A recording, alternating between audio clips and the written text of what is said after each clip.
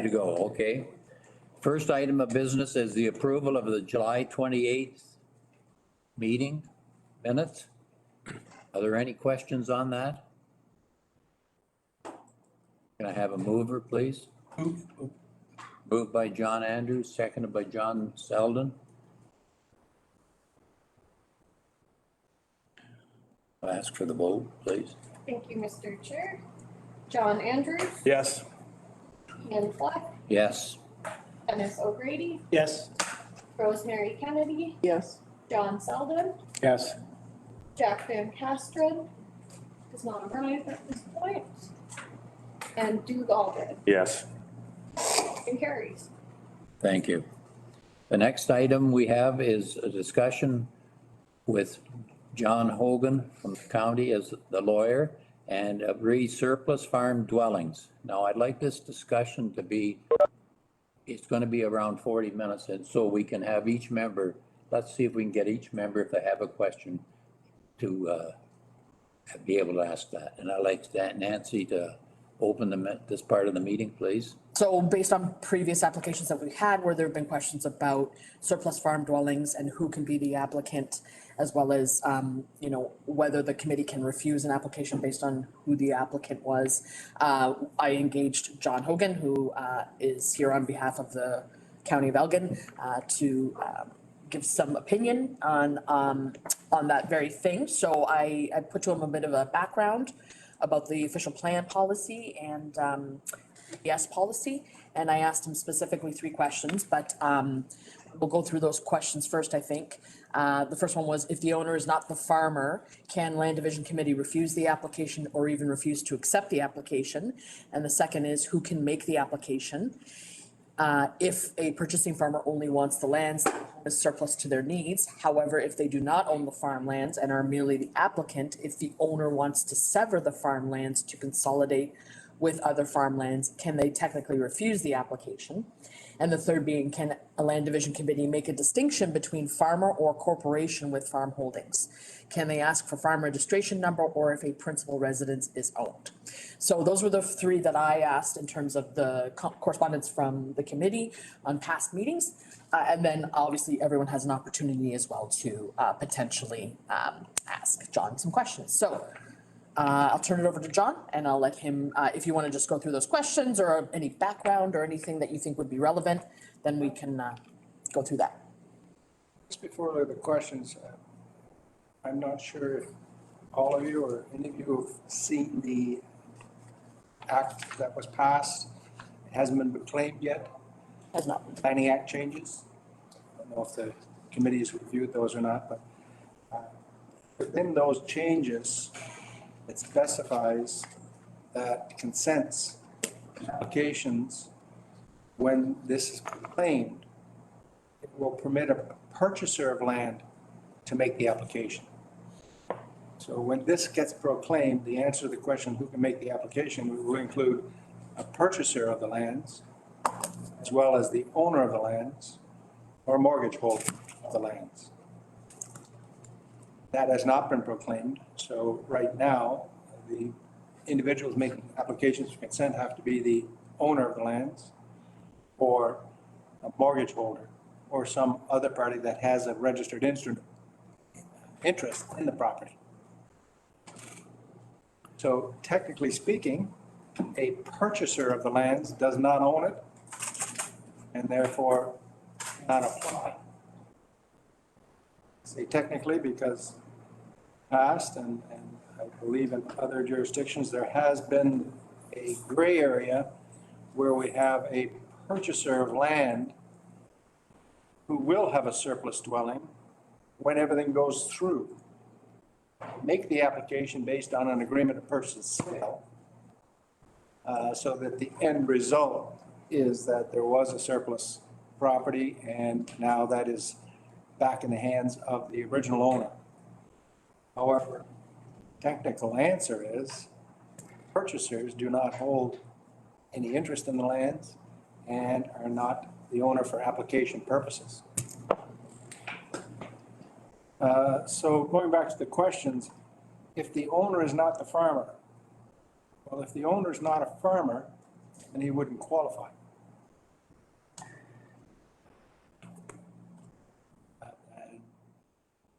So if someone has a large parcel with a house on it, but he's not a farmer, no farmed surplus.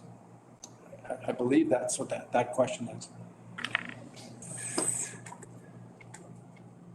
Anybody have any clarification or questions on that one? No, so basically, in the scenario that I had brought up where someone is looking to keep their surplus farm dwelling and then sell off their farmlands to another farmer, technically in that scenario, the owner is still the surplus farm dwelling. They own everything and but they want to keep their surplus farm dwelling. So if they're looking to sever off the farmlands, All right, can I just clarify? yeah. You say you want to keep their surplus, that means they have another house? No, they want to keep that house, yeah, so they want to go through that severance application. Yeah, so a farmer has 100 acres with a house on it, and he's farmed it for the last 60 years, and his father before him doesn't want to move, wants to sever it, Yeah, sell it. He doesn't qualify. he doesn't qualify, right, exactly, because there is no amalgamation of other lands. Surplus dwelling. Yeah, yeah, because there's no surplus dwelling, okay. So that then means that, in that scenario, the only way in order for someone to be able to do that type of a severance, they would have to, sell the lands, at this point, sell the lands to, Person who qualifies. another farmer who has who would consider it surplus. Yeah. Right. Go ahead, Duke. Yes, so we've had a situation here lately where a guy has been a farmer all his life. He's no longer a farmer, but he's buying up all farms around and basically becoming a landowner. And then he's wanting to sever all these excess houses off. Is he still qualified as a farmer or? The classification of a farm business or farm operation. So he's not farming anymore. He's simply a landlord. Yeah.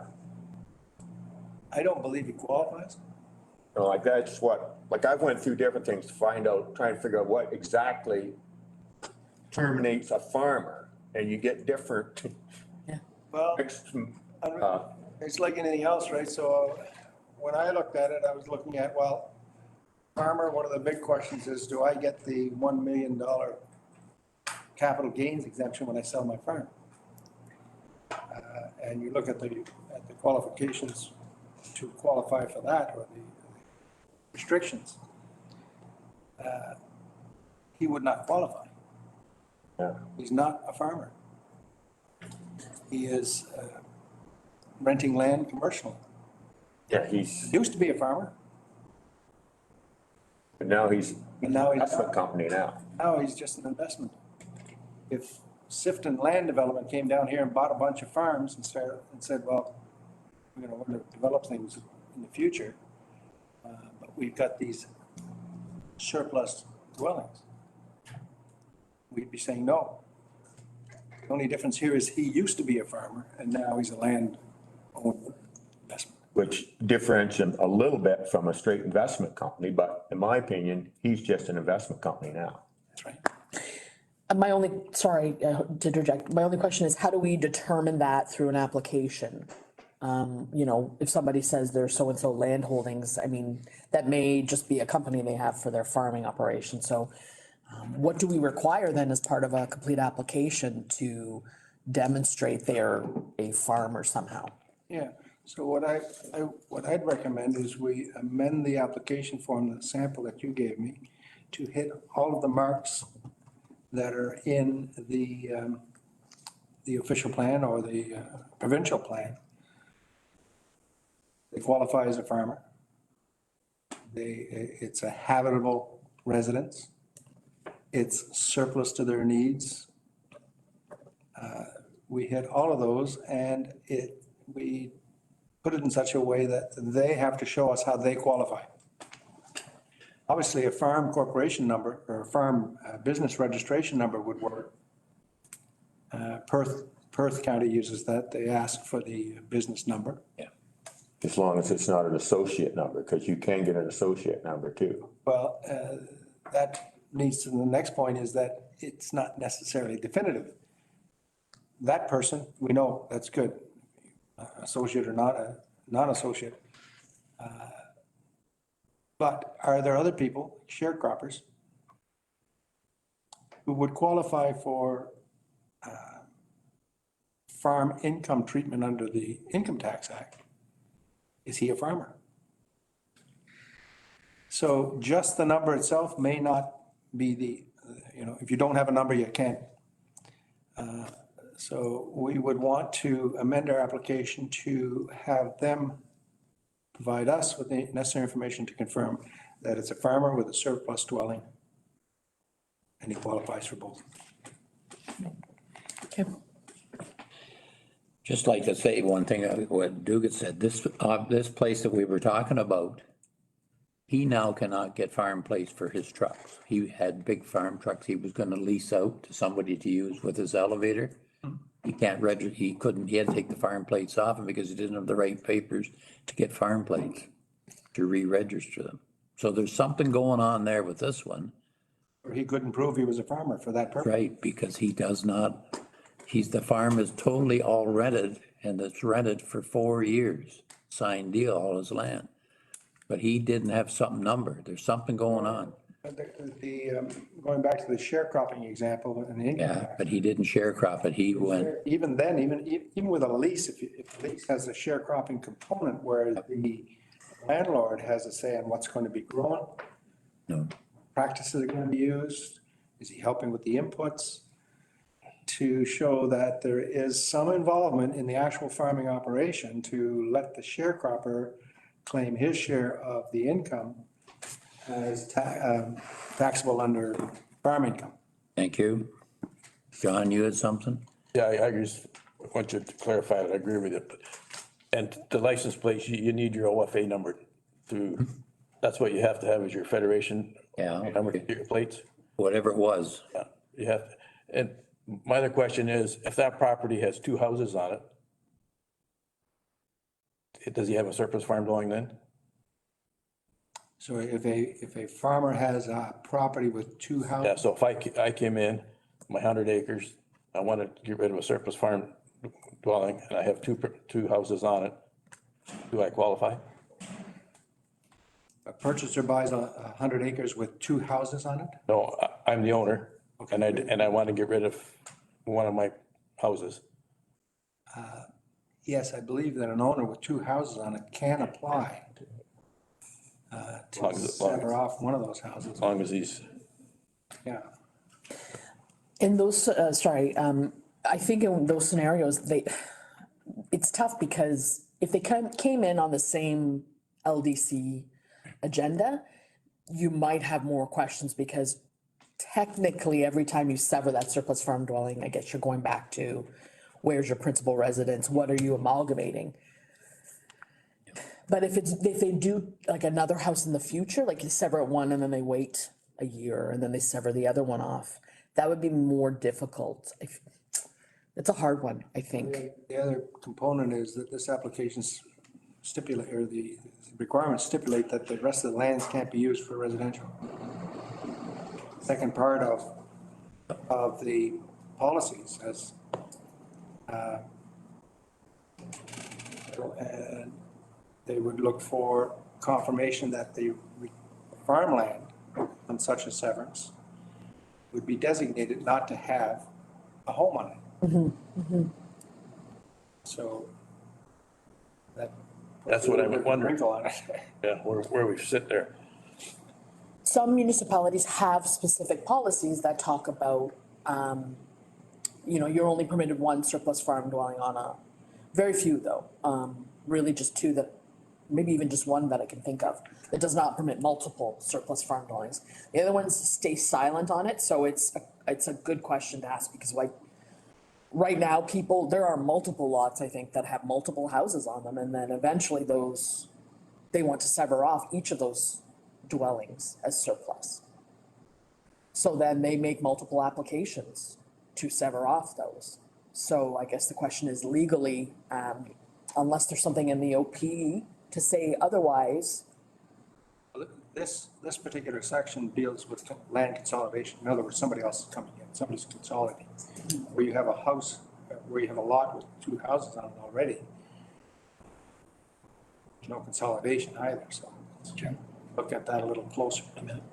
Yeah, and that actually goes to, like, there's, a lot of these applications are a farmer who has had those lands for ages as part of their holdings, and now they're just looking to sever off their surplus dwelling. Technically, is that amalgamation?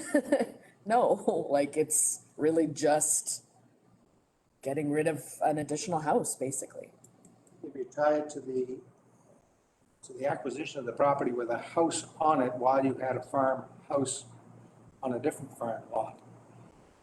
That's a result of consolidation, whether it was yesterday or it was 10 years ago. That's still qualifies as consolidation. That's why we have the second house. We didn't build it. It was on the land. It was already on the land, so that's that understanding, yeah. That's how I'd approach that one, is whether the land consolidation happened before or what. Or years ago, okay. Dennis, you had a question? Chairman, a couple of things, if you'll give me the time. One, I think we need a cheat sheet at the end of this, so a one-pager. We're hearing a lot of good guidance that would help us and future committees to understand better what's legal, what's not legal. So a one-page cheat sheet. The second thing, do we know when that agent or the amendments to the act will be proclaimed? I believe they're finalizing probably the regulations that'll affect. But I don't know when they'll be passed. Okay. My third question is there a time limit to declare a house as surplus? There was a lot of discussion about that at the conference back in May, that you can't wait forever. And, you know, I've been farming the land. I bought the land 25 years ago. I don't need that house, so it's surplus to my farming needs. One legal opinion was no, you can't wait that long. But there was no discussion about what is the time frame. I'm not aware of any time limit. It could be I a month ago. haven't researched it, but I mean, it's a surplus farm dwelling. If it hits all these marks, right? I mean, it was consolidation. And then how much do we care about the use after we grant the severance or the request? If it's being severed, but the son is living in that house and he's an integral part of the farm, then the house is not surplus from the farm, is it? So you have a situation where a farmer's son is living in the house and it's severed, Yeah, and now the son is living in it? or it has always been, and they're just severing it now because they can. But is that really a surplus dwelling, surplus to the needs of the farming operation, when in fact the occupants of that house are an integral part of the farming operation? The farmer who's making the application obviously has another farm with another house on it. Yeah. And Well, no, the same farm. We've, and John made that example. I've got a 100 acres, I've got two houses. I'm the father, I live in one, my son lives in the other, but if I didn't have my son, I couldn't operate the dairy farm. So therefore, can I sever that house even though my son needs to be part of the farm? So the house is an integral part and not surplus to the farm operation. basically the same question. There's no consolidation here. They just have 100 acres with two houses on it. Yeah, So because there's no, the fact that there's two houses on there is not the result of a farm consolidation, That's right. right? so therefore it's not, you Therefore, can't sever that off, Qualify as qualified. resident, surplus residence. And my last question, Mr. Chairman, is I wrestle with this whole severance thing and the protection of farmland and surplus dwellings, because the agricultural land is already lost once the house is built.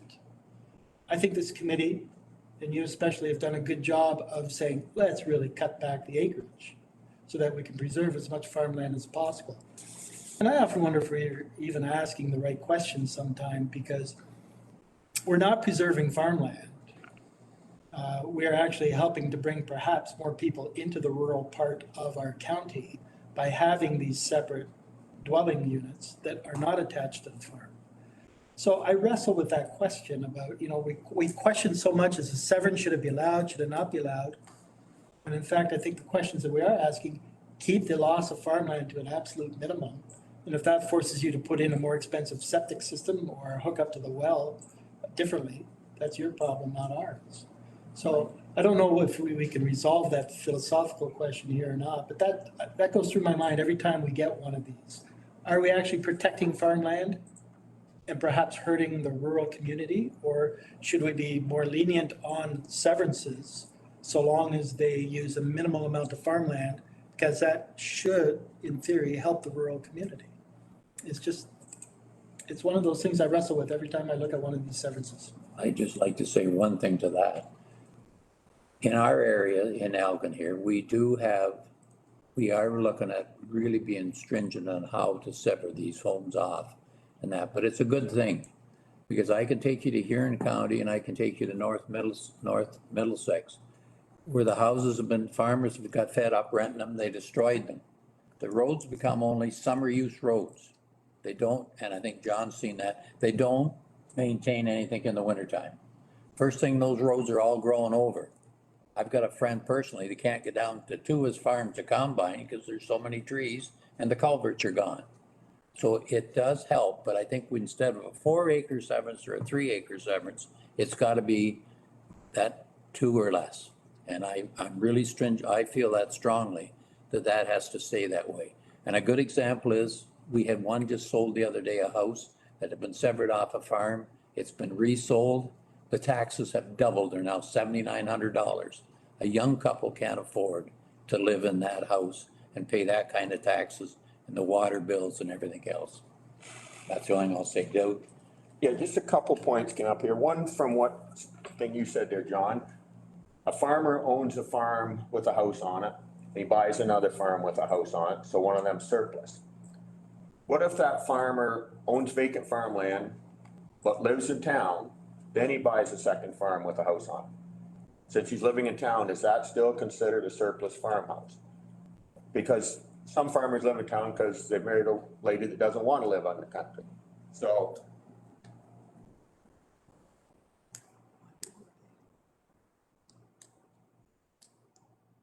Well, it dovetails with the question of corporations. Question of corporations applying for surplus dwellings.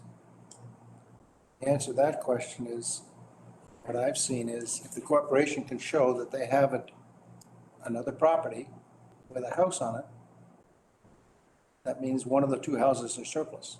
but if it's just a farmer that's not incorporated, Right, so the question becomes, why is it any different? why didn't you want? Why isn't it any different?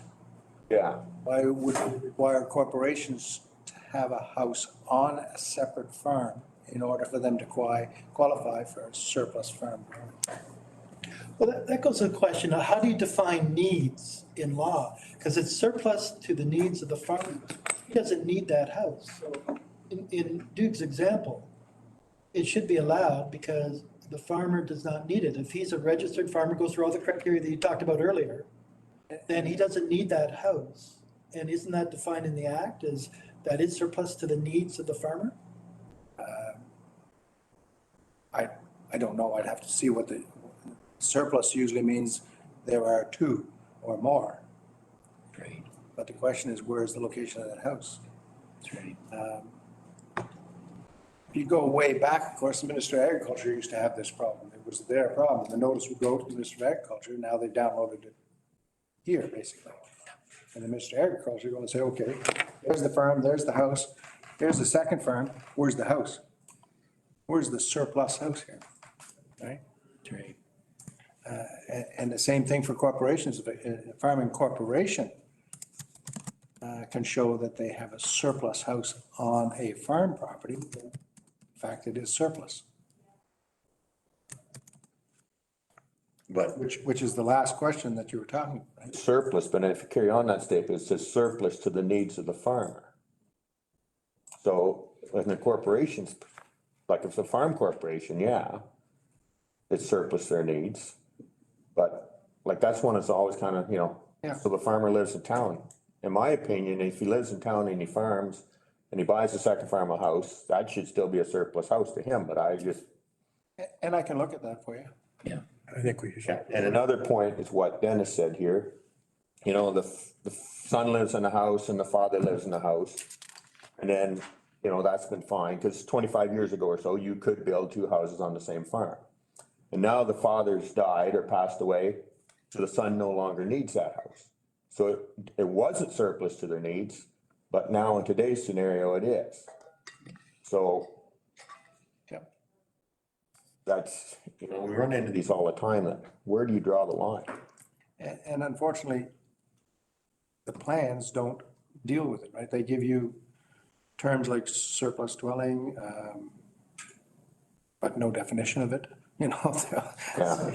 You're sitting there saying, well, surplus means this, or this, or this, and I'm gonna take this definition for this application, or that, you know, so that's the unfortunate part. So, sorry. Cool. So let's go back to that famous Bonneville incident that we had about a year ago. Bunch of Toronto bankers buying up farmland in Kent County, West Algon. West West Algon. Algon Bonaventure is a pension fund. Yeah. So, and they were declaring a surplus, a severance or a surplus house? Surplus farm. Surplus house. Surplus house. So would that have been, based on the discussion we're having, would that have been prevented because they are not farmer, they are an investment fund? Would we have turned that down? Well, if we make changes to the application now, based on this new information, and they're required, for instance, to give a farm registration number, if they can't produce something like that, then we would have the ability to not accept the application potentially. And that is being reviewed in a lot of counties right now, that financial groups are not gonna be allowed to buy up all this land, and that did happen in Middlesex. It got a whoa on one place that they weren't allowed to go ahead with the severance. And it's a tough decision on what's gonna happen there. Nothing prevents them from purchasing them, right? It's just ultimately doing a surplus farm dwelling severance here. Yes. If we add the farm registration or some sort of demonstration in terms of, that they're I say legitimate, I mean like an incorporated farmer of some sort. If they cannot demonstrate that, then we would probably be in a position where we could not accept the application potentially. Now, that brings up a good question though, in terms of actually accepting a complete application. I think the Planning Act for consents, the complete application would be the application form essentially. I don't think you need to do pre-consultation for consent applications, I believe, still to this day. People can just submit an application essentially without, it's not mandatory. So when they do submit an application and they don't have a farm registration number and we refuse to accept an application, hypothetically, they could appeal that, I think, to the LPAC, correct? The lack of acceptance, I think they have that avenue. I would say yes. I think so, yeah.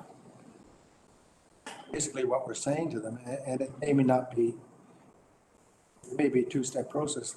Listen, it appears to me you're applying for farm surplus. You haven't filled out the information requested regarding the confirmation of your farming status. Whether you refuse the application or you just notify them, I highly recommend that you complete the application. If you insist that it move forward in its present form, We will we refuse, will move forward with it. yeah, and we will refuse it based on that. And it'll be declined, but in the meantime, you will have gone through all the notice procedures and everything else. Yeah. So there's no harm in helping them when they're making the application to make sure they're in compliance. If they say, no, I'm not, I'm just going ahead, then you Right, then we take fees and, consider it. yeah, but then committee knows that information was not available. We had to still consider it, and then at that point, you will have to make a decision as a committee on that. So I'm agreeing with all this stuff, but I want to go back to the point I made earlier, and let's take this corporate buyout thing in West Elgin as an example. those big funds, they would just tear down that house. Fine, you're not gonna give me a severance, tear down the house. That's right. So do we need to have something, or does it need to be an ROP, or are we going against provincial policy? If we have this little social discussion on the side, is this an important enough house for that community to preserve? And if it is, for all the reasons that we know about rural communities, then yeah, okay, they don't strictly qualify for severance, but we're actually hurting the local economy, the local municipality, et cetera.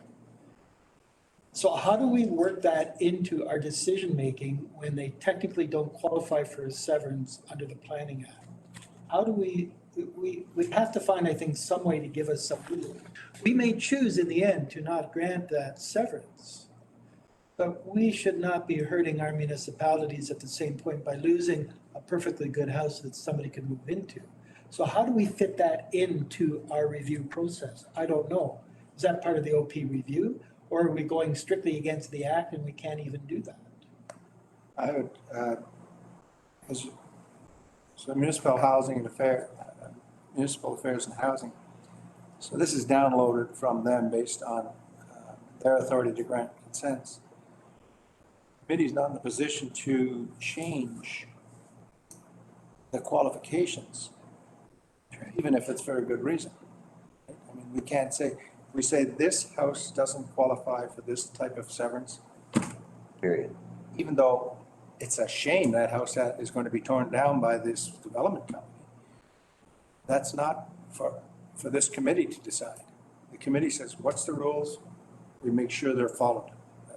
That's what we're here for, which is the download for the ministry, because the ministry, I mean, otherwise you'd be applying to Toronto, and they just say, done. You know? They don't know the people in Malahide who are going to be in a position, well, we're going to take down those three houses then. So we have to be careful that we are in compliance ourselves when we administer these rules. If we don't do that, the next application comes through and says, well, that house is not a benefit to the municipality. It's this or it's that. Oh, John Hogan application went through and he technically didn't apply, but you gave him that severance and that house got, so I'm Frank Johnson and I'm applying. That's my house. So we have to be careful that the committee can't go outside the bounds of Yeah, that's right. restrictions that you are operating under. Even for a good purpose. It's gotta get trickier. Eh? Yes, Duke. John Selden first. Oh, thank you, Mr. Chair. Well, are we in a two-step process that maybe I'm not aware of even to date? Nancy, if I can ask you, get the application, the pre-application package, which is great, and say we get 10 that we need to look through. Have 15 been submitted, but have you looked at 5 and said they don't apply to the Land Division Committee, they're already thrown out? And based on what we're talking about now, are we setting this up that you will make a decision on our behalf if it doesn't even get to committee? Through you, Mr. Chair, yes, we do. We do that now. It's mostly for, if it's incomplete in some manner. They haven't provided the well inspection. They have not provided additional information on something. The fees haven't been paid. There are usually various applications in various stages in our office waiting for additional information. In fact, we had one not that long ago that there was a lot of missing information and we let them know this is an unacceptable application. And they ended up pulling it back, basically, so retracting the application because of the lack of information. So that is something that we determine in terms of what is complete coming forward. And does that also include the fundamentals that we've been discussing here this morning as to whether or not it makes sense from a legal point of view? Yeah, for the most part. I mean, now we have additional changes we're going to have to make to our application forms. So over the next month or two, we'll have to make those and then repost the application form. And certainly more stringent criteria now for surplus farm dwellings. So we'll have to make that criteria as well, yeah. But it as was kind of discussed before, for instance, if someone does come forward and is adamant that they want this application considered, but it lacks a farm registration number, for instance, or something to that effect, then I think I have a duty to bring it forward and allow committee to make that decision.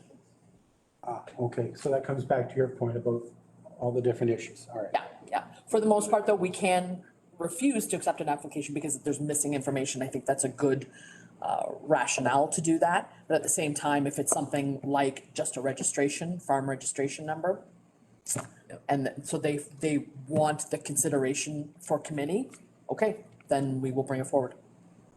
Excuse me first, Jack, go ahead, do it.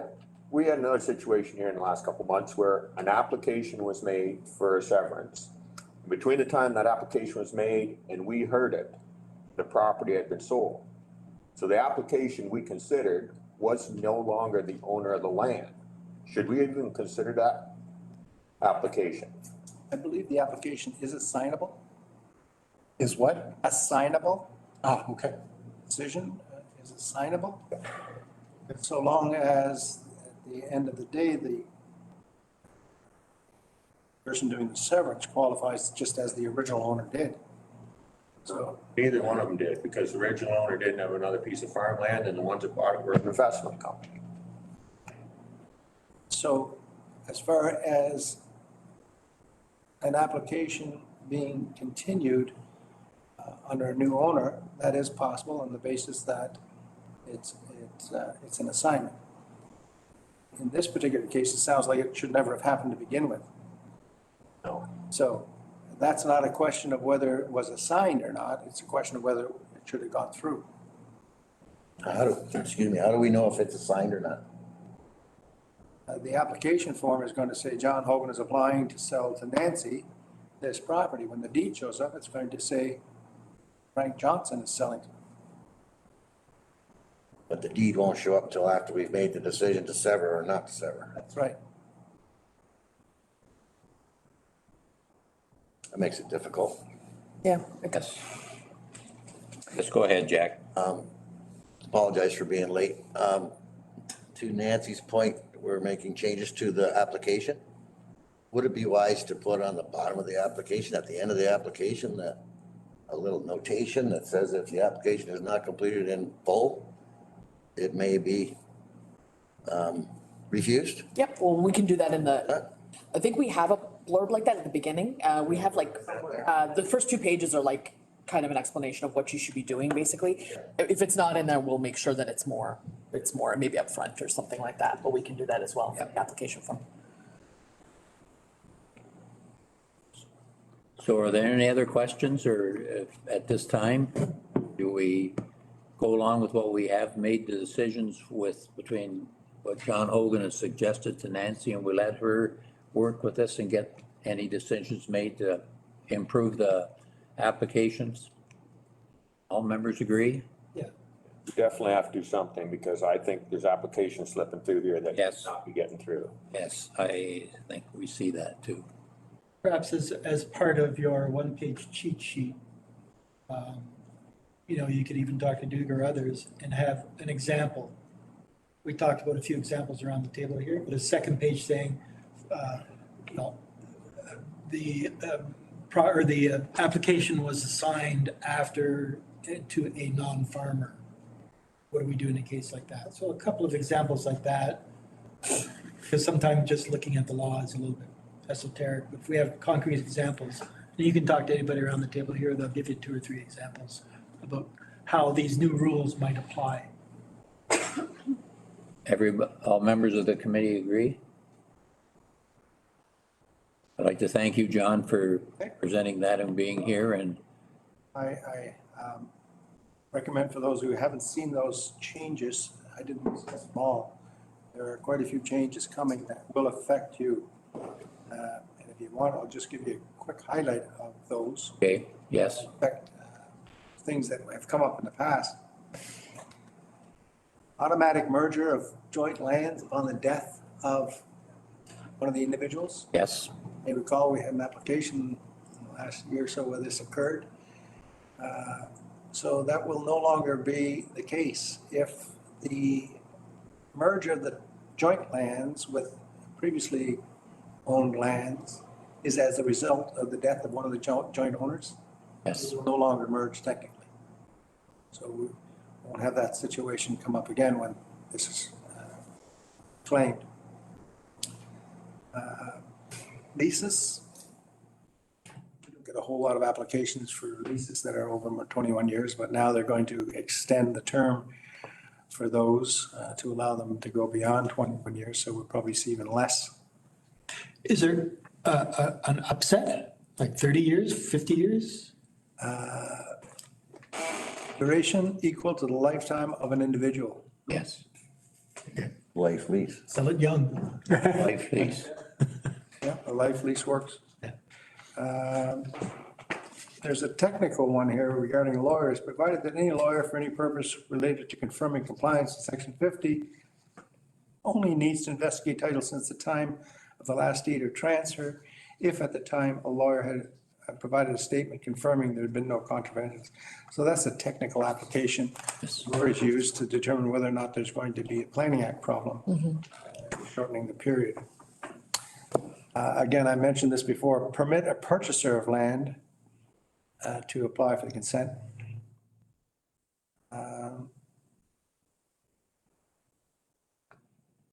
Allowing amendments to applications, determine it by, so after before the decision is granted, but after the hearing, applications they're just codifying what sometimes happens anyways.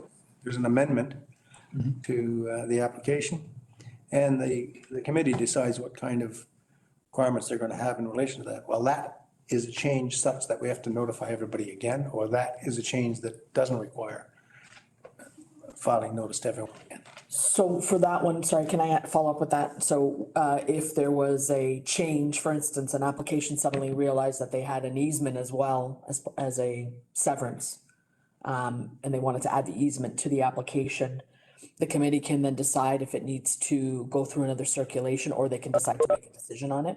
Yeah, Exactly. okay. So the I amendment, think it's minor enough, you can amend the application, basically. Okay. providing a 2-year period for satisfaction of conditions rather than a 1-year period, Yeah. which is very helpful to a lot of people.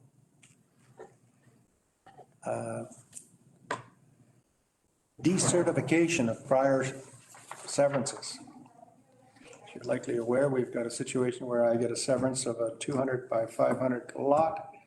I get a stamp on that. There's no qualification. Once a severance, always a severance. I can sell that to anybody at any time, no problem. Then I determine I want another 15 feet. So I go back to the farmer and I say, I want another 15 feet. They apply for the severance. This lot then has to be amended as to its description. Getting around with it is to go to the municipality and say, you take a 1-by-1 Where? foot along the road. That's no longer the same lands that had the benefit of the stamp, and therefore it will merge.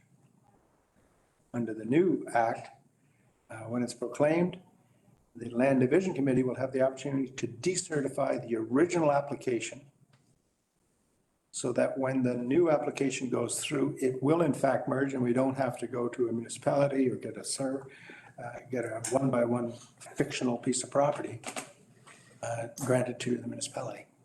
That's great. That's great. The committee makes that decision? Committee decision to decertify. Part of that. And then that would be registered on the original lot that had it. It said, look, there was a stamp that said you can sell this to anybody at any time without Planning Act consideration. That's now gone. So if you obtain another 15 feet, it merges, it'll happen. So that can only be done what, before the severance application is certified as complete, is that correct? No, I, Haven't set it out yet, but yeah, to my mind, the way this is going to have to go is the application is made, I want to buy this extra 15 feet. Yeah.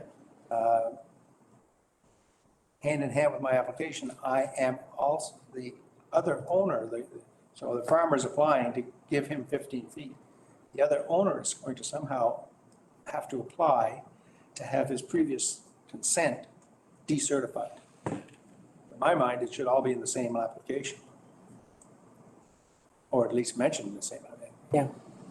Because obviously you can't decertify somebody's previous severance consent without them approving.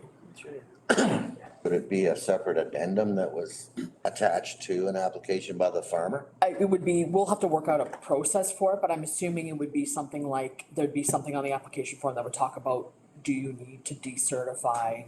And then information about that previous severance, and then at the time that we bring the severance for the additional lands to you, then there'd be some sort of a note as well, you know, and do you decertify this? So it would be part and parcel of the same thing, because obviously you wouldn't allow one without the other, otherwise you're just creating an extra piece of land, so. Something like that, we'll have to A work lot it of out. questions, a lot of procedural things that haven't been dealt yet, or come down from high. And a lot of logistical questions like that as well. If I decertify this and that severance doesn't go through, whoops. Yeah, that's right. Yeah, You know, That's why you wanna do them together. I'll say that one of the conditions is this guy. Yeah, it could, maybe it's just as simple as a condition that has to be, you know, I don't know, so. But again, regulations might follow up, so they might tell us how to do it, or we may have to just come up with our own. But when it goes into place, it'll be very helpful for staff and for everyone else, because it was just such an onerous task to go through, simply because the technical aspect of the consent stamp that's on there. Anyways, that was an update. Back. thank you. Thank you very much, John, taking your time, and Welcome. we look forward, there'll be more questions one of these days, Some point. at some point. One and done. One and done for the year. Thanks very much. Have a good day. Thanks, John. Okay, the next item on the agenda is extension of application submission deadline from 6 weeks to 8 weeks. And I'd like Nancy or Ashleen to speak to that. Ashleen? If you want to speak to it. Thank you, Mr. Chair. So we've essentially been approached by the lower two municipalities. A few of them have expressed some concerns about not having enough time to meet the deadlines on their end with the number of applications we've been having. I mean, obviously, we've had a lot of them. So I mean, last month we had the one from Malahide that they asked us to defer just because they didn't have time to get it to their council meetings. So we're proposing just to push it back 2 more weeks, give everyone 8 weeks versus the 6 weeks. If you guys are all okay with that, I think it'd probably be wise to start notifying people of that now and maybe aim for like January to start this. Yep. Just to give people time to adjust to that, make sure everyone knows. All the members agree that? Shaking your head no down there, Rose. They used to have 4 weeks, right? Used to have to be in today and we hear it next month. I personally don't like the idea that we're holding these up. And I know a lot of times it's the council, but I think they need to get on board and, It's, you know, first of all, I'd like to clarify, it's not only the councils, it's the surveyors and it's the lawyers. The surveyor now, and I checked with 3 companies because of this, they are now saying they want 3 months to do some of the surveys on these lots. Are gonna be up to 3 months' time because they're swamped. And they can't get around to do it, and they're not doing it. And I think the municipalities are saying we're getting into too many. And a good example was the one up in my area. The water had to be an easement because it come off the side road. But the fellow that was, the water manager was on holiday, so he didn't see it till the last minute when he read it. He got it about a day before, or 2 days, when you got notification that there was a change, or the water easement came off of another road, and we just can't keep up with it right now in the conditions of surveyors. Yes? I also have a concern if we give them the 8 weeks, next year, they'll want 12 weeks. Like, you give an inch, they take a yard. I think that it's come down that not even the councils are having an easy time to get stuff done. I've sat in on 2 meetings by Zoom and I can't believe the aggravation and the stuff they're going through. They were told, for instance, they were told there they had a couple of deals on some land. The surveyors never showed up, 2 meetings in a row, they never came on Zoom to report it because they just sent a note that they can't report it. And I do, go ahead. Well, and it's worse in the summer times because a lot of the councils only meet once a month, but Yes. like this time, we didn't get our pre-information package till a week ahead of time. Was that because of some of the local councils not having it in time or not? I don't know. I believe it wasn't it, Ashley? That one. We normally have the packages 14 days, so we can know where to go and look for the yellow signs. It was delayed, but I know the two councils didn't get back to you soon enough to even give us the 14 days. Because that's one of the provisions, they have to have that sign up 14 days ahead of time. And if we don't even know 14 days ahead of time to go and check, then technically it can be a point for somebody to appeal that down the road. What's other members? Question, the 8 weeks, is that, sorry, my mind is, I'm trying to ask the question properly here. The 8 weeks, is that, whose deadline is that? Is that from the time they put it into the township's hands to the time we get it? Is that the 8 weeks that they want? 8 weeks would be the county, so myself, receiving the application, would have to receive it 8 weeks prior to the meeting to give the municipalities time to get everything done. But we've still, and so we would give, the townships would have 2 extra weeks to get everything done. So are we still telling them what's the deadline for the townships to get us a complete application to us? Their deadline to provide their comments to us is the Wednesday, it would be a week from today, Next meeting. is when they're supposed to provide us their comments, so we can do the package for you guys on Friday. With the council. That's right, with the council recommendations, Council. basically. Yeah. We can still get the agenda out, knowing who's applied. Yes, absolutely. Then we get the next week, during the next week, we get the package telling us with all the council comments. That's right. So the extra 2 weeks is to allow a municipality to potentially hit 2 councils. So if they have 6 applications, they have very small dockets oftentimes. They don't have a lot of time slots that are allocated for planning applications. So if they end up having 6 or 8 applications that go through, inevitably, 2 can't be heard essentially because they don't have time for them. So then they have to have another council potentially. And so that 8 weeks gives them more time to plan ahead and know that they can hit X council or Y council to get all of the comments. So you're giving them an extra 2 weeks. How does that help you? Because you are still under a time crunch. I've heard that enough and I know enough about what you do that you guys are running ragged to get all this stuff out to us. So you're giving the municipalities an extra 2 weeks. Where can you put in an extra couple of days to give you guys a little bit of time to breathe? Why give all the advantage to the municipalities? You gotta take some of this yourself. In terms of the timing we have, it's not an issue because as long as we keep that Wednesday, really what it comes down to is they want a little extra time so they can hit multiple councils. And it allows them the opportunity then to ensure that all of their applications, instead of being deferred, because as you've seen, they sometimes have to defer because there just isn't enough time or they don't have enough counsel to get a consideration. From our perspective, it's just ensuring that we don't go forward with a lot of deferrals. That's really what it comes down to. Just a little clarification here, like somebody wants a severance, they go in and they have their pre-consultation with the municipality.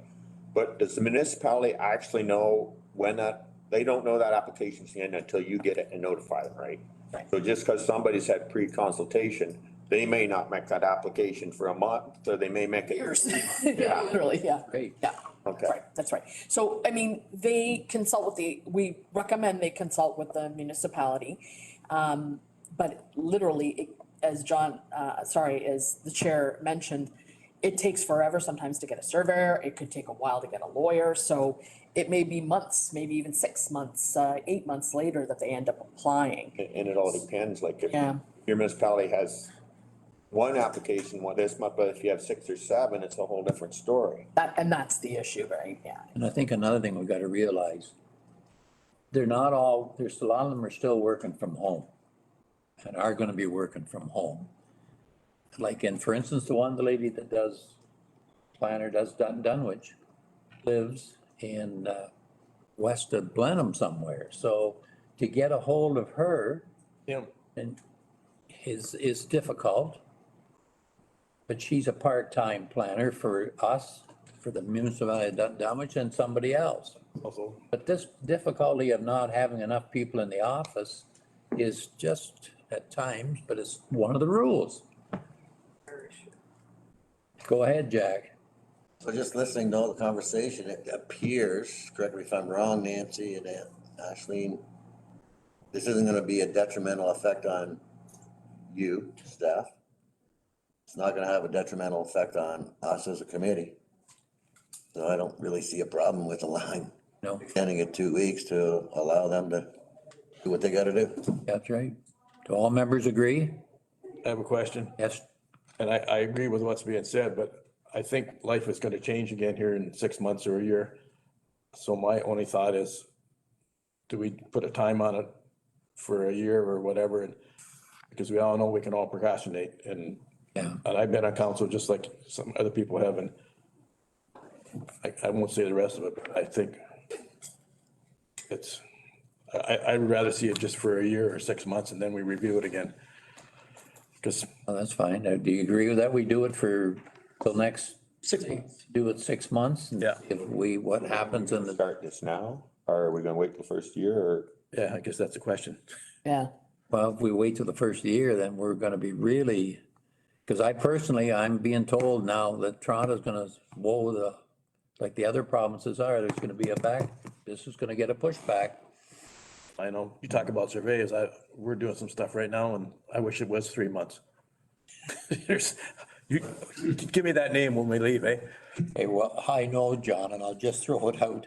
They were supposed to do the street and everything behind me in the lots. They were supposed to do it last fall. It's not done yet, and now they came and said they're gonna do it. And the same with Mr. Brokenshire. They've all got thrown back 6 months. We're 5 months. So I would agree that we start the first of the year for 6 months. Yeah. Okay.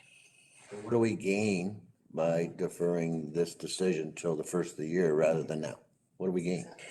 Well, that's what I'm asking you. Do you want to, Well, I'm just looking at our agenda today. How many deferrals are we gonna hear today? Well, Yeah, well, More than two, I think. if we're gonna try this for, say, 6 months to see where COVID's at, state why not start right now? right Yeah. now? Yeah, okay. Yeah. I'll agree, we start right now and review it again in February, just to have Nancy report to us in February. Start it now for 6 months and revisit it. Because our term is up at the end of next year. Yes, it'll all change next November. Yeah. so, the only thing is we won't be able to do this month, September. because- Right. Yeah, so it'll have to be implemented for October, basically. So what we'll do is we will email our most common lawyers, agents, and let them know that the deadline is changing to 8 weeks Members agreed with that? Okay. for a 6-month period. Okay, and then we will post them on our website. Mr. Chairman, I agree. I just have a question though, Nancy.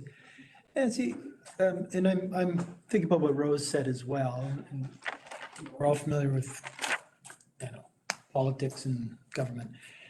Do you and the planners ever get together from the municipalities and talk about, is there anything that we're doing at the county that we could change to speed stuff up? Is there anything they're doing at the township to speed stuff up? Or is everybody so entrenched in their own processes, they're afraid to start up a new process because it would lead to different processes? Through you, Mr. Chair, this is how this issue came up, is we meet regularly, a couple times a year at least, to discuss, and so The this. only answer? And basically, multiple parties indicated that it's difficult when, like I said, there's multiple applications. They only have one council they can hit. Then it becomes an issue because they have too many applications and then it has to be deferred.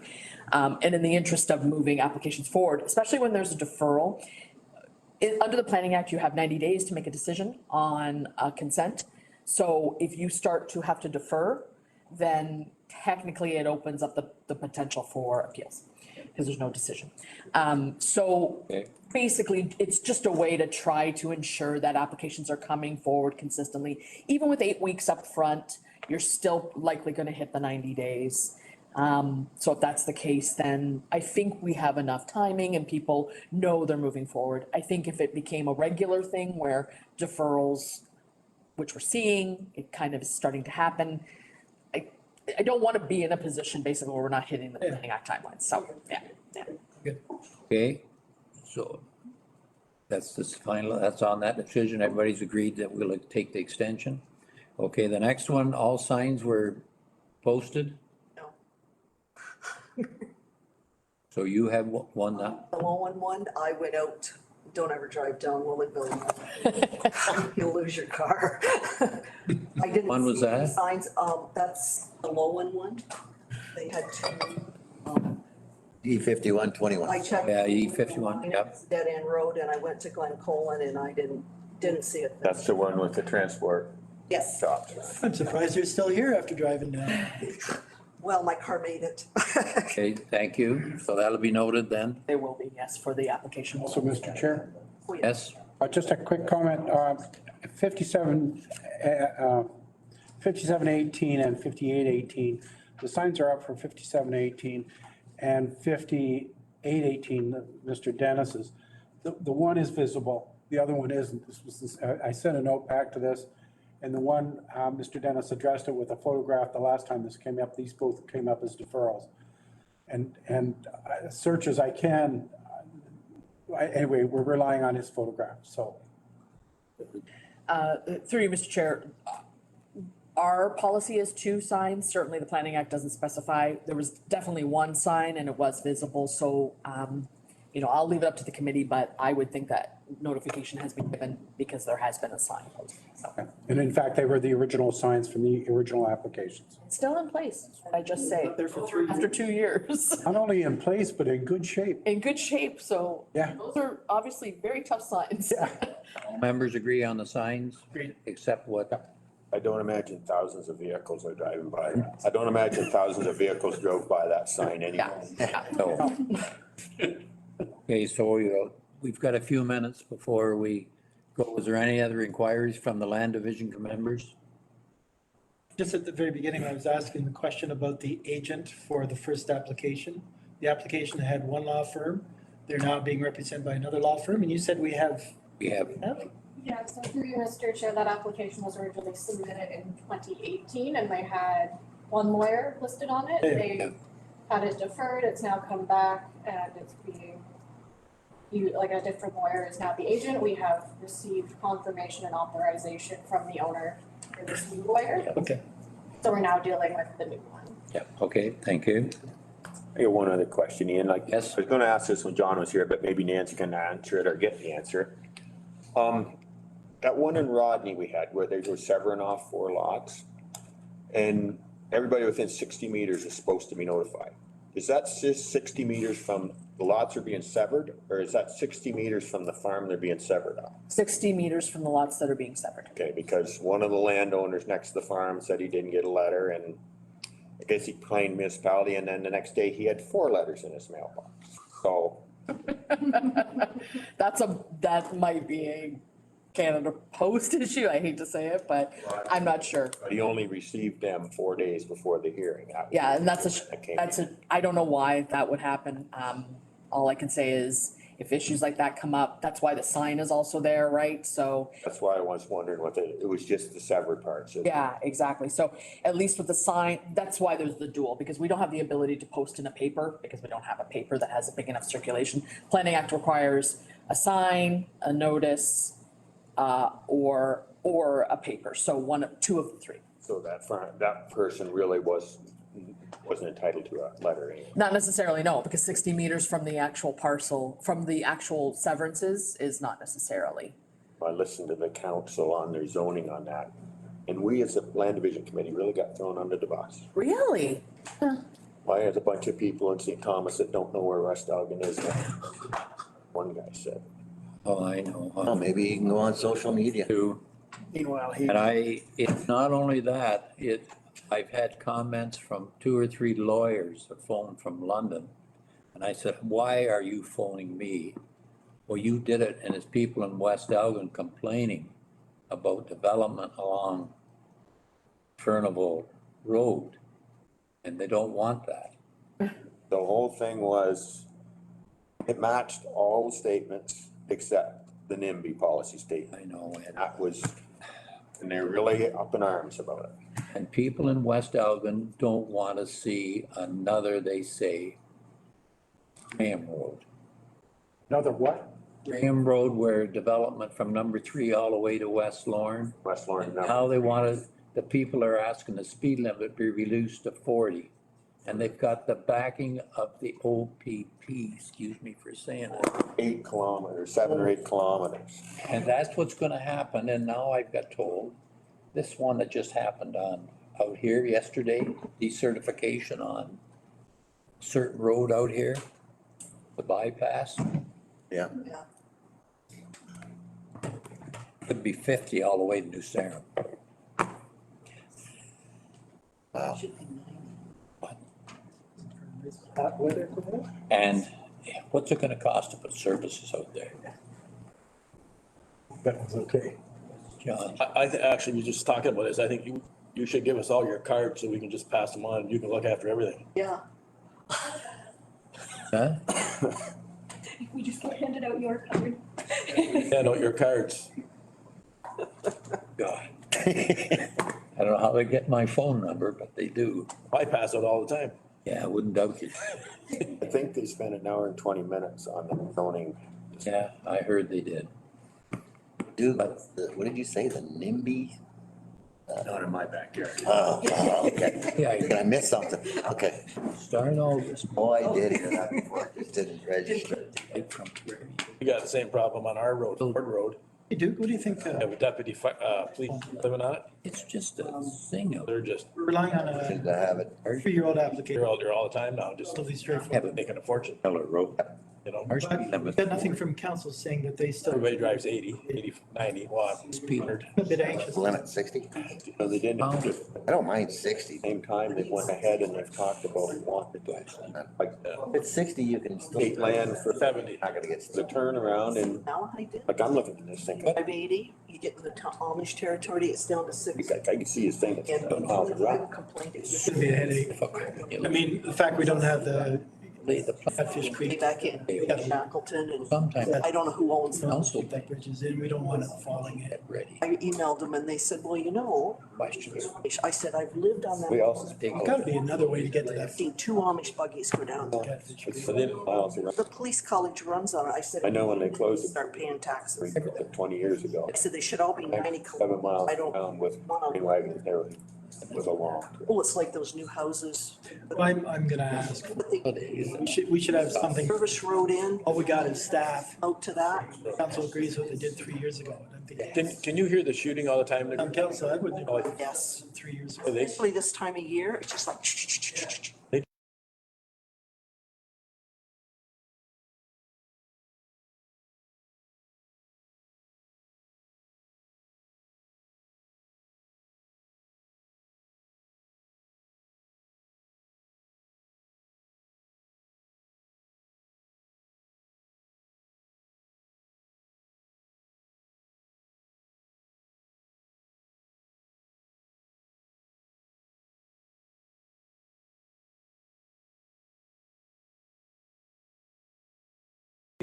Oh, yeah. There, and then they walk. Everything in that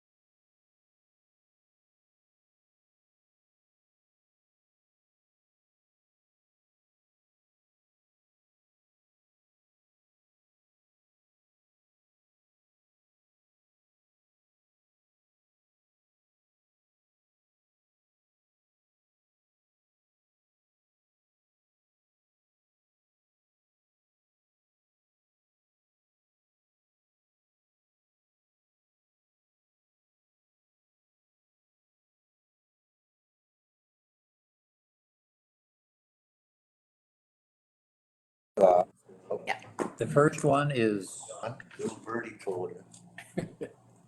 get it going. Sorry. Throw something at Is application number E 57-18. Take notice, an application is made by Chad Underhill Farms Limited, 7135 Dennis Road, RR1 BAM, excuse me, for consent pursuant to section 53 of the Planning Act as amended to sever lands municipally known as Woodworth Street, Vienna Line, Municipality of BAM. The applicant proposed to sever an irregular shaped parcel with a width of 108 meters, 354.3 feet, a rear width of 158 meters, 518.4 feet, by a depth of 63 meters, 206.7 feet, west lot line, to 121 meters, 397.0 feet, east lot line, with an area of 1.132 hectares, 2.797 acres, to add to the adjoining agricultural land to the north. The owners are retaining 75 hectares, 185.3 acres proposed to remain in agricultural use. And do we have any agents or applicants that speak to this application? Please identify yourself.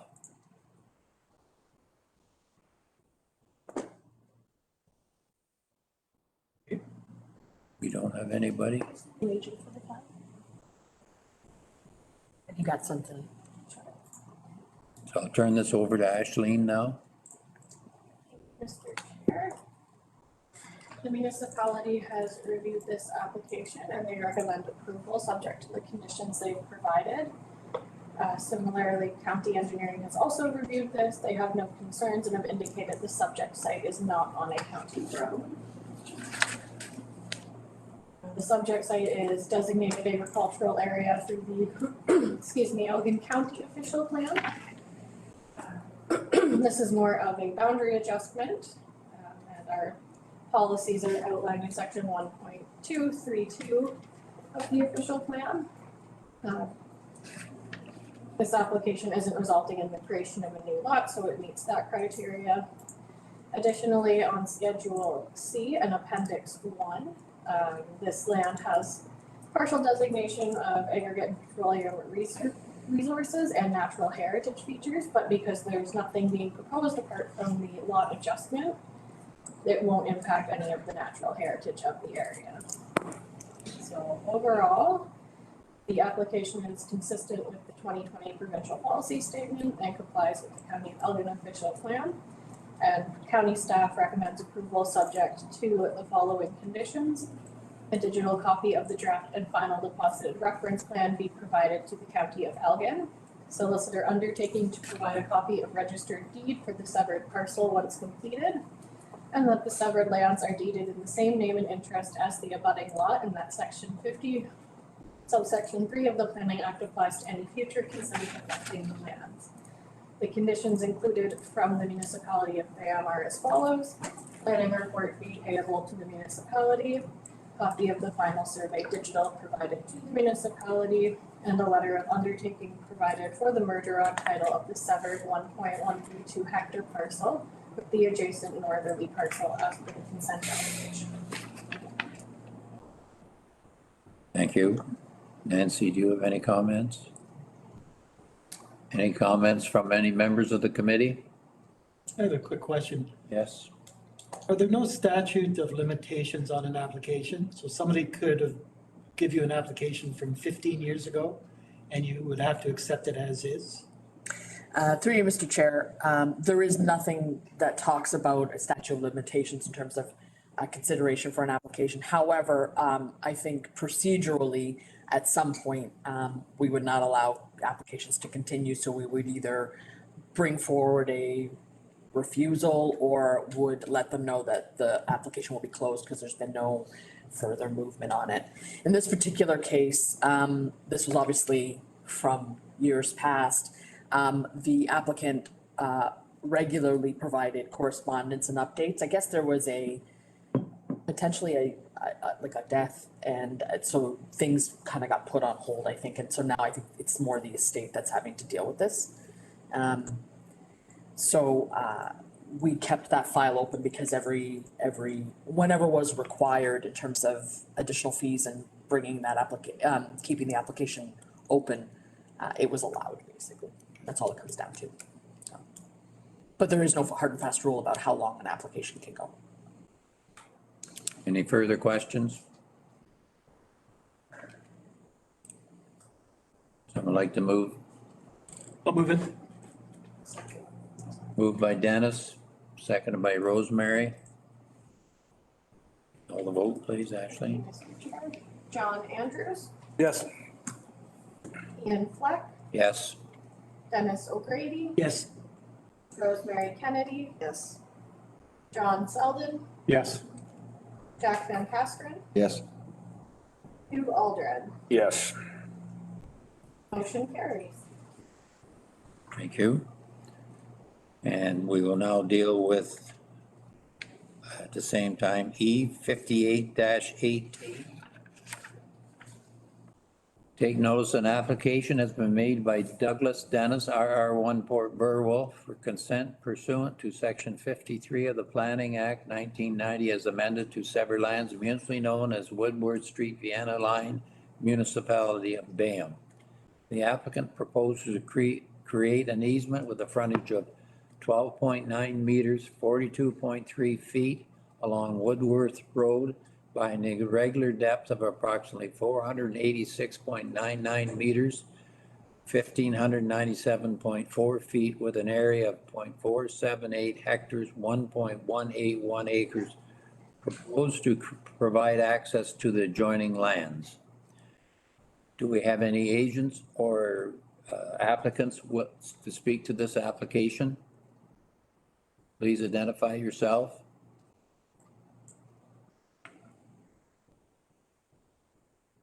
Okay, Ashley. Ashley, go ahead, please. Mr. Chair. The municipality of Bayham has reviewed this application. They recommend approval subject to the conditions they've provided. County engineering has also reviewed this application. They have no concerns and they've indicated the subject site is not on a county road. This application is proposing to create an easement to provide access to the agricultural lot. There are going to be no changes to land use or servicing requirements, and there will be no impact on the surrounding agricultural uses, and no new lot will be created. Similarly to the last application, there will be no negative impacts on the petroleum resource area or the woodland which is contained on the subject site. It's worth noting in this one, as per the municipality's comments, because this easement proposes to contain an unopened road allowance, which is municipally owned.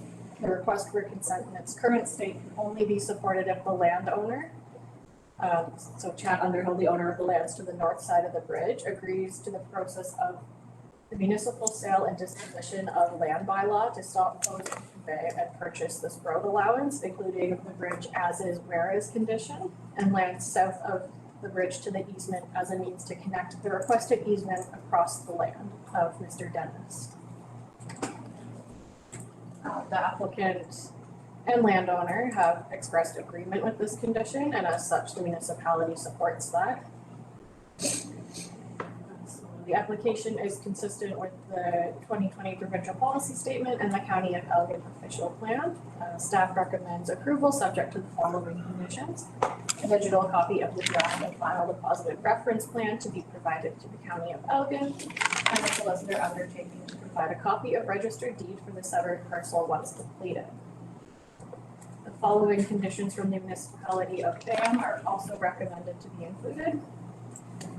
As per the municipal sale and disposition of land bylaw, an agreement between the municipality and Chad Underhill for the purchase of the road allowance and bridge as is, where is at the southerly end of Dennis Road, including a parcel of land south of the bridge connecting to the requested easement located in concession 3 between North Part lots 6 and 7, including the municipality retaining a catch basin servicing easement. conveyance of land from Chad Underhill to the municipality for the required turnaround to the north of 7135 Dennis Road. Planning report fee payable to the municipality and a copy of the final survey digital provided to the municipality. Mr. Chair. Any comments from Nancy you have? No. Any comments from any of the members? John Selden? Through you, Mr. Chair, Nancy or Aisling, Ashley, sorry. But the easement, the closing up of the road, I mean, what does that look like? I still struggle with that. Through you, Mr. Chair, you mean BAM closing that road down? Yes, do they close it down at his driveway and then you can't get down to the bridge at all? And where's that turnaround supposed to, or is the turnaround supposed to occur at the driveway so people can get back out? And then he just has free access from there down to the bridge? Through you, Mr. Chair, I'm not sure because I don't know what BAM is considering. They would have to provide adequate access to anybody that has property or something along those lines. So they would also then have to make sure that there was an adequate turnaround or something like that. But in terms of the declaring surplus, essentially I think they pass a bylaw to close the road and then they can ultimately dispose of that land. But I'm not sure what that's going to look like. It would be a question for BAM. We'd have to ask them what they plan on doing. One would hope that they would have an idea as to how they would ensure access is still retained for whomever needs it, whether it be turnaround or not. Dennis, you have a question? Yes. First of all, I'd like to suggest we send Rose down to check it out. She seems to have a vehicle. Anyway, was the application either the current one that we have here or 3 years ago circulated to Long Point Region Conservation Authority? And they didn't get back to you on anything? No, through you, Mr. Chair, Long Point has, I actually haven't heard very much from Long Point as of late, so I think they're having a staffing issue in terms of their planning, so unfortunately. I would argue it's a board issue, not a staffing issue. Oh, The board doesn't want any regulations anywhere. Just let people build wherever they want, do whatever they want. okay.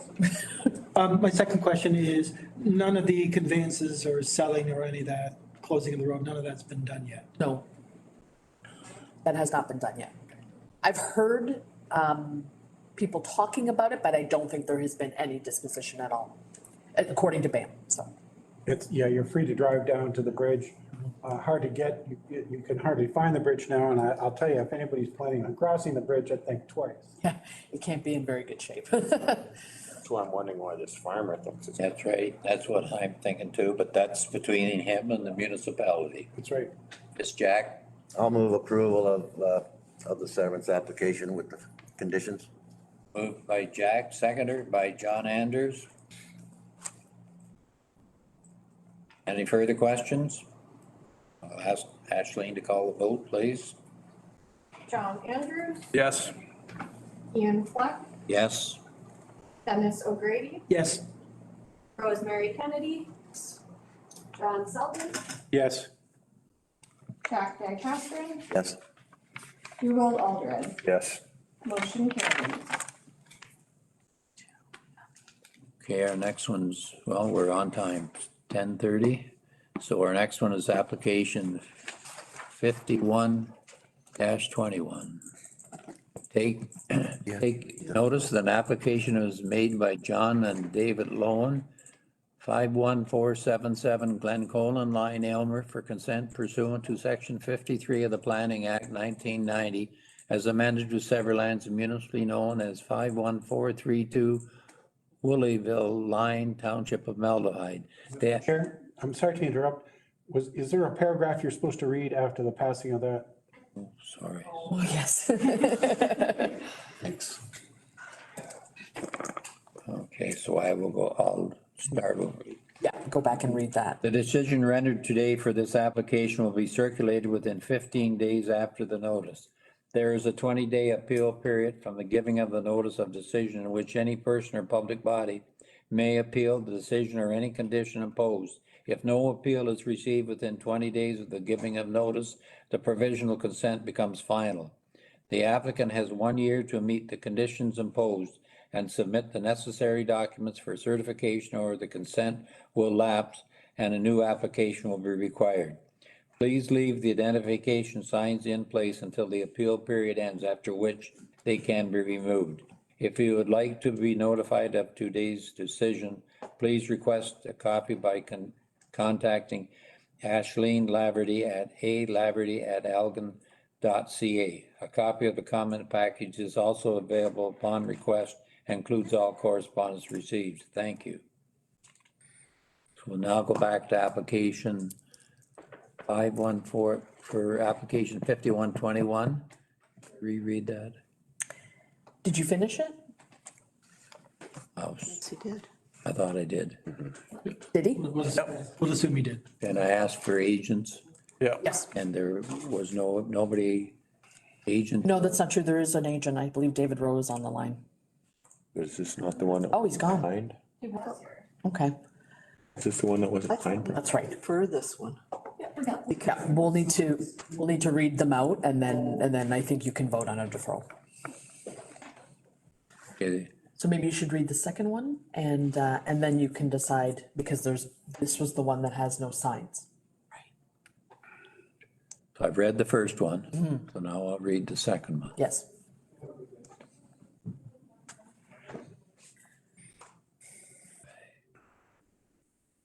Application number E5221. Take notice that application has been made by John and David Lowen, 51477 Glencolan Line, Aylmer, for consent pursuant to section 53 of the Planning Act 1990 as amended to sever lands municipally known as 51432 Woolleyville Line, Township of Malahide.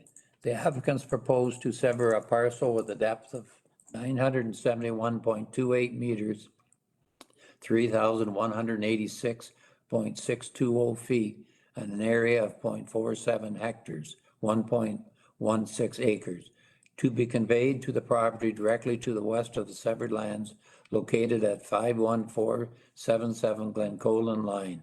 The owners are retaining 37.5 hectares, 92.66 acres proposed to remain in agricultural use. Do you have any applicants or agents willing to speak to this? No? Ashleen? Thank you, Mr. Chair. As noted earlier in this meeting, we received confirmation from Rosemary that there were not signs posted on these subject lands. That was then confirmed with the agent and the applicant. They, for some reason, removed the signs. They've now been given new signs and been told to keep them up until instructed to take them down. So I have said we need to defer these applications another month just to ensure we're giving correct notice to everyone. Need a motion? Motion. By Rosemary, seconded by Doug for deferral. Any further comments? I ask Ashleen to call the vote, please. John Andrews, Yep. Ann Fleck, Yes? Dennis O'Grady, Yes. Rosemary Kennedy, Yes. John Selton, Yes. Jack Van Castro. Yes. Dougal Aldred, Yes. motion carries. Thank you, Ashleen. Our next application is at 10:45 a.m. Question, Mr. Chair. Just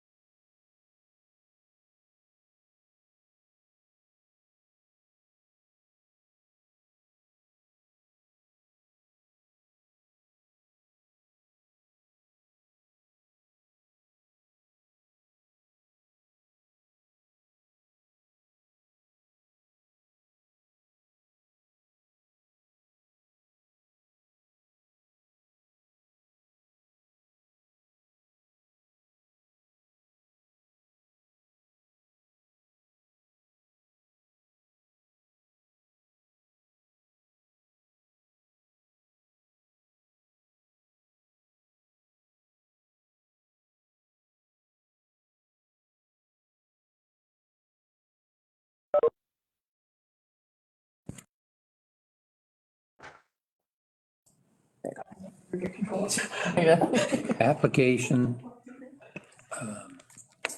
E6021 is deferred notice of application for consent. Take notice that an application has been made by Will and Eva Dyke, 6501 Springfield Road, Aylmer, for consent pursuant to Section 50 of the Planning Act 1990 as amended to sever lands municipally known as 6501 Springfield Road, Township of Malahide. The applicants propose to sever a parcel with a frontage of 25 meters, 82.02 feet along Springfield Road by a depth of 67.79 meters, 222.41 feet, and an area of 1,695.6 square meters, 0.42 acres for residential use. The owners are retaining 9,410.6 square meters, 2.32 acres for future residential use. Existing structures to be removed. Do any of applicants or agents to speak to this application? Please For you. identify yourself. Through you, Chair, this is Caitlin Crowley with Zelenka Priamo, acting as the authorized agent on this file. I do have comments that I would like to present to committee. Should I wait for Ashleen to give me the background? I'll have Ashleen do her comments first, and then we'll call on you. Thank you. Okay, Ashleen. Thank you, Mr. Chair. The Township of Malahide has reviewed this application and the planner has considered the merits of it against applicable official plan policy and zoning bylaw regulations and are recommending refusal of this application. County engineering has no objections to this, provided the conditions included related to road widening, direct connection to a legal outlet, entrance permit, and lot grading plans are met. The Catfish Creek Conservation Authority has no concerns. The County of Elgin has also reviewed this application. And they are going to support the request of the municipality and also recommend refusal of it because it does not meet the provincial policy statement and does not conform with the County of Elgin official plan regarding lot creation. However, should the committee move to support this application, the county would like the following conditions included: a digital copy of the draft and final deposited reference plan to be provided, solicitor undertaking to provide a copy of registered deed for the severed parcel once completed, municipal addressing to be provided to Elgin County from the local municipality prior to final approval to the satisfaction of Elgin County planning. Notwithstanding that the application is believed to be premature and not supportable, the Township of Malahide has provided the following conditions which the committee can utilize if it deems appropriate to support this application. Revised assessment schedule if needed, new or relocation of municipal drain if needed, any outstanding work orders or bylaw enforcement issues be resolved. Deeds, transfers, etc. necessary for registration be submitted, taxes and fees be paid in, and taxes and fees be paid. Reference plan be submitted, civic addressing numbers and signage. So to ensure that any future development on the vacant parcel to be retained is compatible with surrounding land uses and that the lands are suitable for a private on-site sewage disposal system. That the applicants initiate and assume all permitting costs associated with the required zoning bylaw amendment to place the proposed retained vacant parcel into the HR H5 zone requiring site plan control in accordance with the Ontario Planning Act, with such cost to be paid in full to the township and that the required process be successfully completed prior to the condition being deemed fulfilled. The zoning bylaw amendment required of this condition shall also address the reduced lot area proposed for the lot to be severed. That confirmation of the existing private sewage system serving the existing dwelling on the parcel proposed to be severed be replaced and confined entirely within the boundaries of the newly created parcel and comply with all required setbacks from lot lines, all to the satisfaction of Township of Malahide Chief Building Official. Thank you. Any comments from any of the members? Not yet. Yeah, I'd like to ask the agent to please speak. Hi, as I said, this is Caitlin Crowley with Selenka Priamo as the authorized agent. I would first like to thank staff for their time and work on this file. We have read the staff report and do not agree with staff's recommendation not to support the application. I can appreciate their comments and would just like to address some of their concerns and request a deferral of application as opposed to a refusal. In relation to the general comments section of staff's report to council, we are aware that the severed lot does not meet the minimum lot area. We had intended to apply for a minor variance application, but wanted staff's feedback and input through the consent process as to what, if any, variances were required. This application could be written in as a condition of consent. The property owners are aware of the septic report inspection. The septic is currently functioning, but they do have plans for improvement should they be able to sever the lot. Septic improvements could also be written in as a condition of consent. The owners are aware of the high water table and the engineering work that will be required for this. It is likely that a basement will not be able to be proposed on the retained lot due to the high water table. While there is no development proposed at this time, the owners do intend to comply with the zoning bylaw for their future build. I would like to clarify that there will be no further severances on these lands, and this can be written into the notes of the consent to be registered on title. Staff suggests that there was not sufficient evaluation of section 4.3 of this official plan. This was not brought up at the previous committee meeting when the application was deferred originally. Had it been made known, we would have had time to further assess section 4.3 and submit a formal additional evaluation of the official plan section prior to this meeting. Of note, though, we are willing to assess soil suitability as a condition of consent. The relevant policies of this plan do restrict major residential development by plan of subdivision while allowing future growth on the basis of infilling. The proposed severance is a form of infill. Residential dwellings are permitted within the hamlet boundary, and the location of the dwelling and layout of the lot can be further defined through the site plan approval stage. Adequate buffering will be provided. The official plan supports single detached dwellings as the dominant use in this area, and that is what will be proposed in the future. The service extension of the proposed lots is minimal and only necessary for the future single detached dwelling, and we understand that any services required should be satisfactory to the appropriate approval authority. The proposed severance is a good example of infilling as opposed to extending the hamlet development boundary. The retained parcel is compliant with the zoning bylaw, and we are willing to apply for a minor variance for the lot area, for the deficient lot area of the severed parcel in order to assess the sufficient lot. Through the minor variance, we would have an engineer assess the septic in order to deem the lot of a sufficient size. The existing lot front on Springfield Road, which goes through the hamlet. This is a major road, but due to the size of the hamlet, one additional driveway will not impede traffic flow in this neighborhood.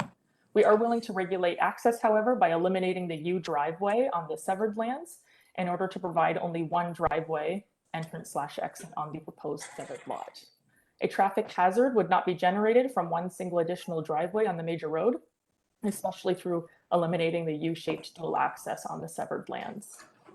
The interior lands that staff make reference to in this report are intended for agricultural use, as they mentioned. To use these lands for future residential would be an extension of the hamlet settlement boundary and a large potential extension of services.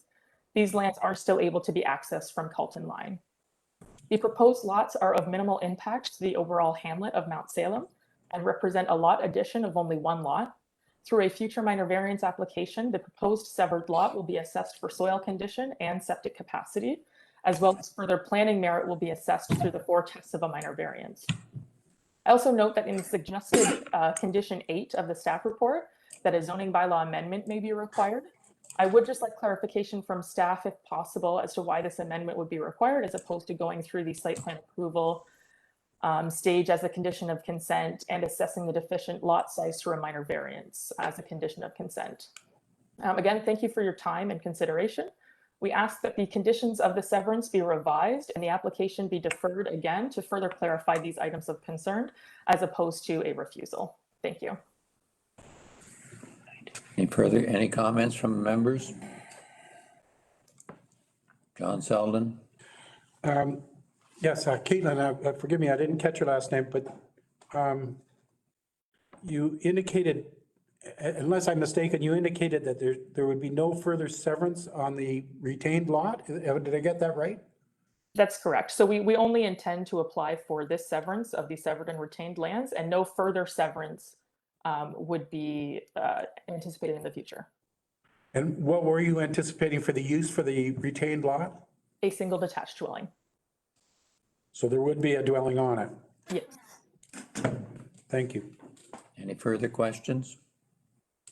Dennis? Got a couple. Have we entertained any or approved any severances here lately? I don't recall any. Is anybody's memory better than mine?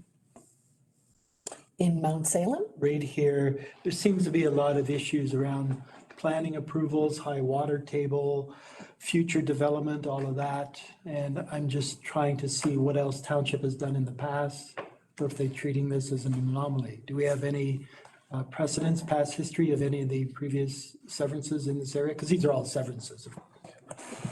Sure, I can't recall one in Mount Salem since I've been here, but I could be incorrect.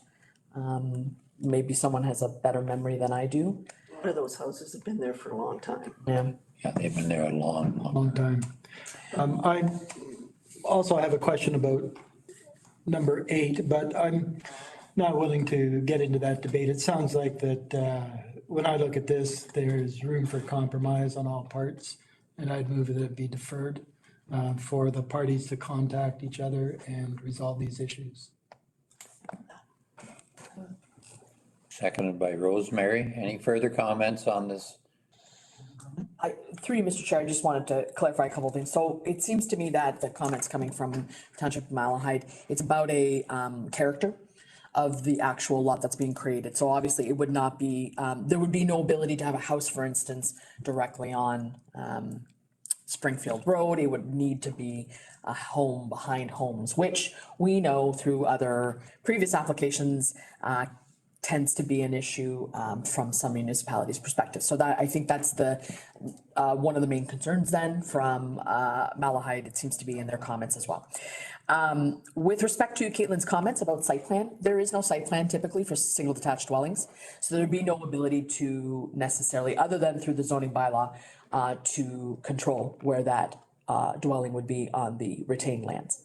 It would only be through the provisions of the zoning bylaw. I'm not aware of Malahide having site plan considerations for single detached dwellings. And then in terms of the high water table, I think one of the conditions, or rather one of the criteria from definitely the county's official plan, talks about hydrogeological being a consideration. So certainly high water table is one as well. So I don't know if there's, as you mentioned, there may be the ability to defer this, but I'm not sure if there's the need to have some of this information up front in order to give the municipality some assurances with respect to being able to place a home on the retained lands in the future. Even if there's a high water table, there may still be issues with sinking a foundation there. So this is definitely something that I think the applicant would also want to know before they can even go through with something like this, because quite frankly, we could be creating a lot that has no ability to be built upon. So I would think that there may need to be some additional information provided then in order to even consider the consent, but I'll leave that to the committee.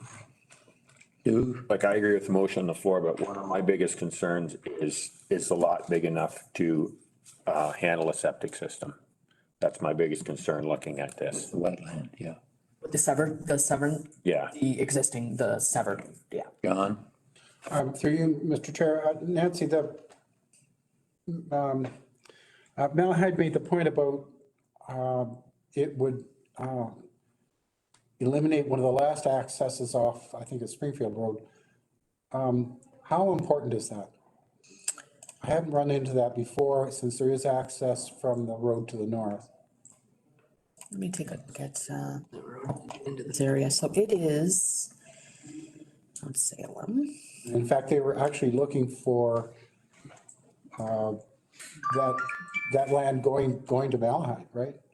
As a suggested option. Yeah, I think the comments that were made by the township planner was basically not allowing for future access to lands that potentially could be in Mount Salem in the future. And that this would be one of the last opportunities to have access to these other lands, basically. I mean, at this point, Mount Salem is not proposed to be, expanded, as far as I know. Mount Salem is a tier 3, which means it doesn't have a lot of servicing opportunities. So certainly from a subdivision perspective, it would be limited.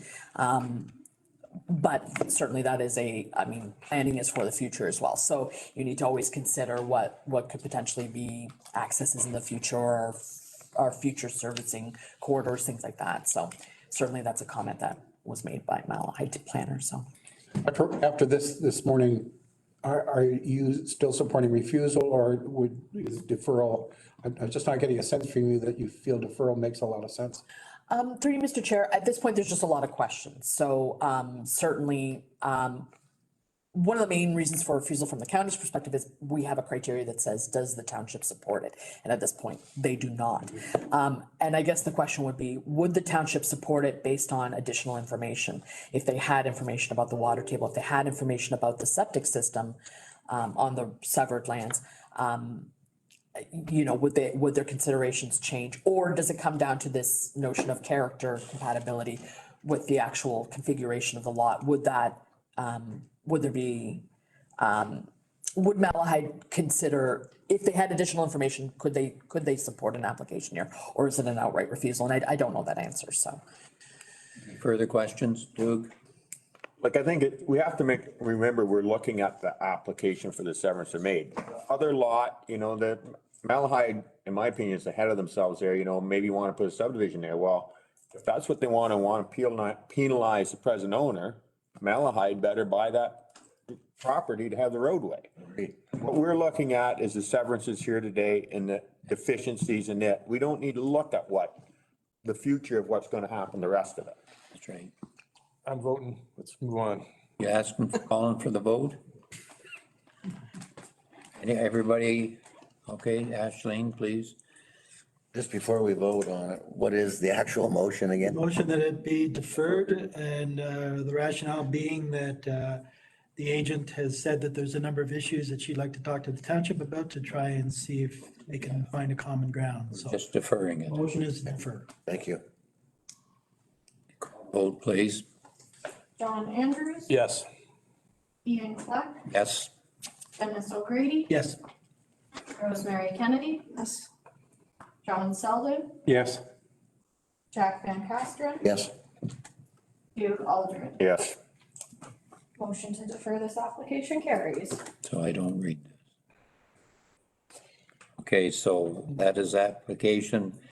The next application at 10:55, which we're past now, is E4821. Mr. Chairman, just before we go, the agent was on there. I just wanted to make sure the agent knew that we were finished. Oh, yes, I am aware. Thank you. Thank you very much. He's on there.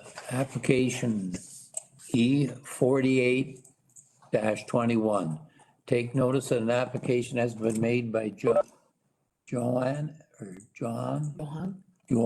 and Team Friesian, 62 Oak Street, Aylmer.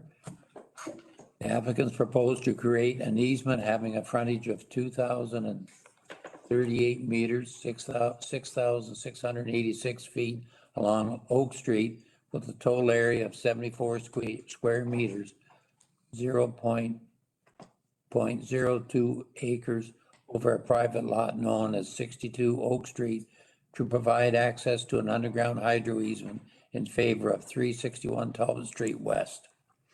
Excuse me, do we have any agents? Or is the Yes. applicant to speak? Mr. Chair, Don Prendergast.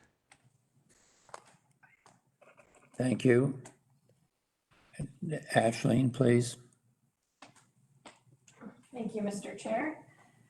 The town of Elmer has reviewed this application and they will support this for reasons set out in the report. County engineering has reviewed this application and indicated this is not on a county road and therefore have no concerns. Additionally, the Conservation Authority has no concerns either. As this is a technical severance to create an easement, it meets the criteria of the technical severances outlined in our official plan. It also meets the criteria outlined for the creation of easements within the provincial policy statement. So county planning staff recommends approval of this application and suggests the following conditions: a digital copy of the draft and final deposited reference plan be provided to the county, and solicitor undertaking to provide a copy of registered deed for the severed parcel once completed.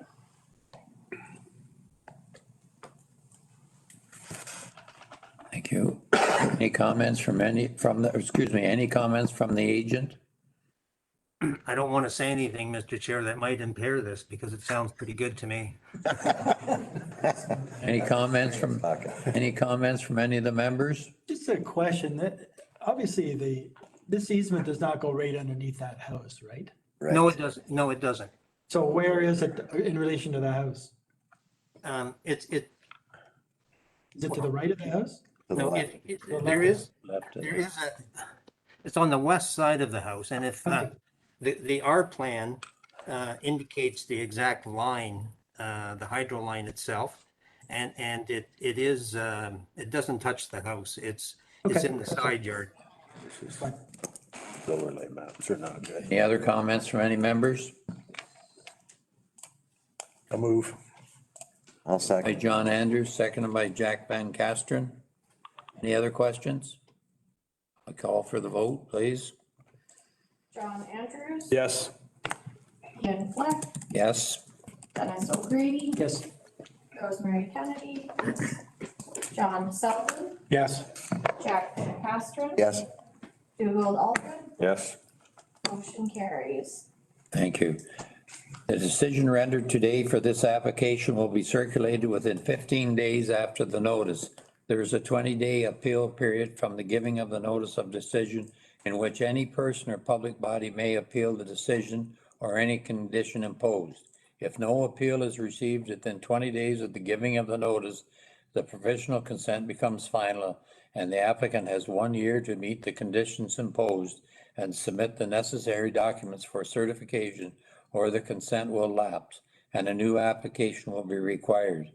Please leave the identification signs in place until the appeal period ends, after which they can be removed. If you would like to be notified of today's decision, please request a copy by contacting Ashleen Laverty at alaverty@algon.ca. A copy of the comment package is also available upon request and includes all correspondence received. Thank you. Thank you, Mr. Chair. And our next application is E6221. Application E6221. Take notice an application has been made by Johan Fair, 29 Linden Street, Aylmer, Ontario, for consent pursuant to Section 53 of the Planning Act 1990, as amended to sever lands municipally known as 29 Linden Street, Town of Aylmer.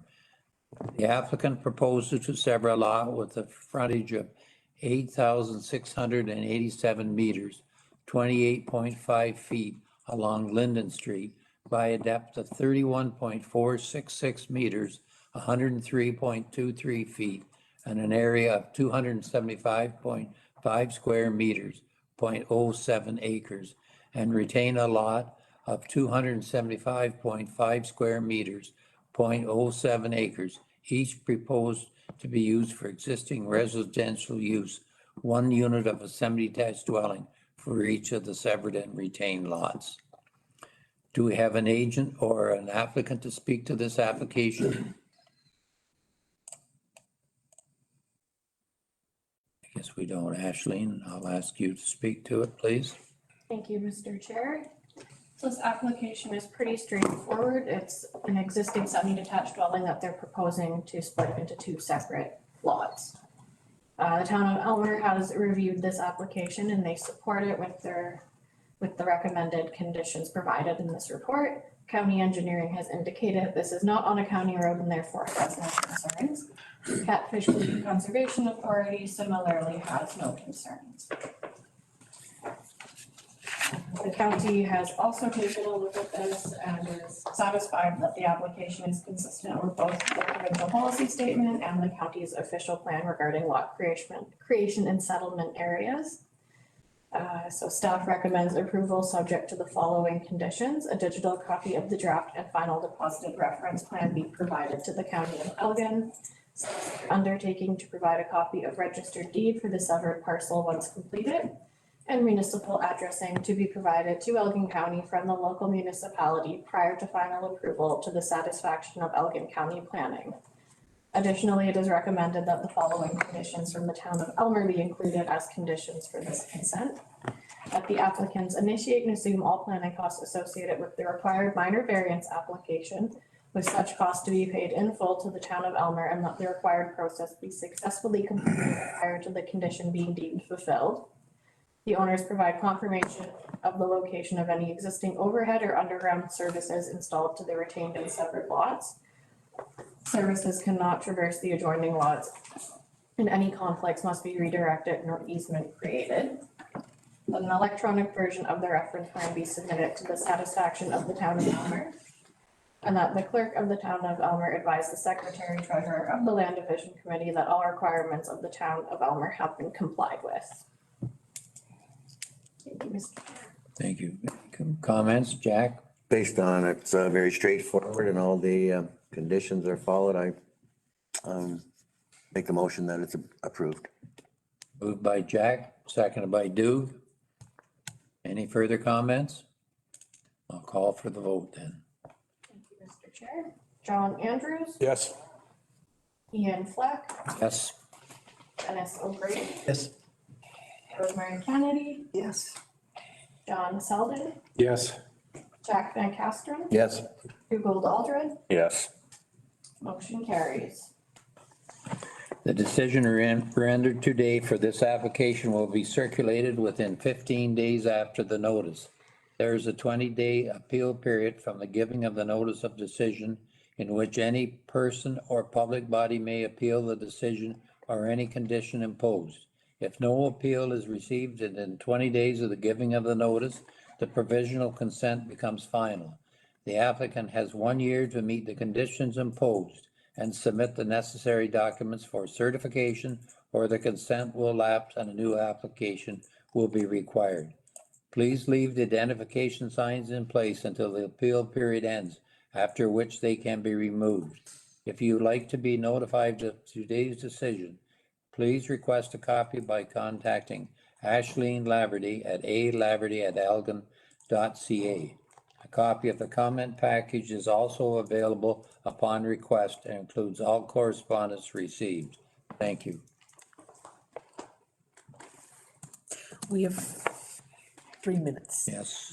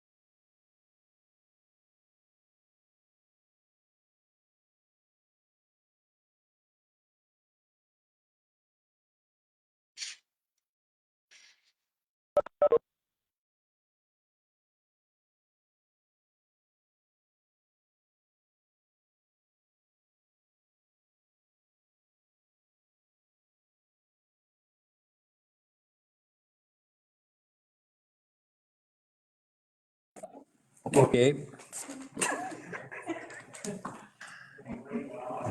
Next is application E63-21.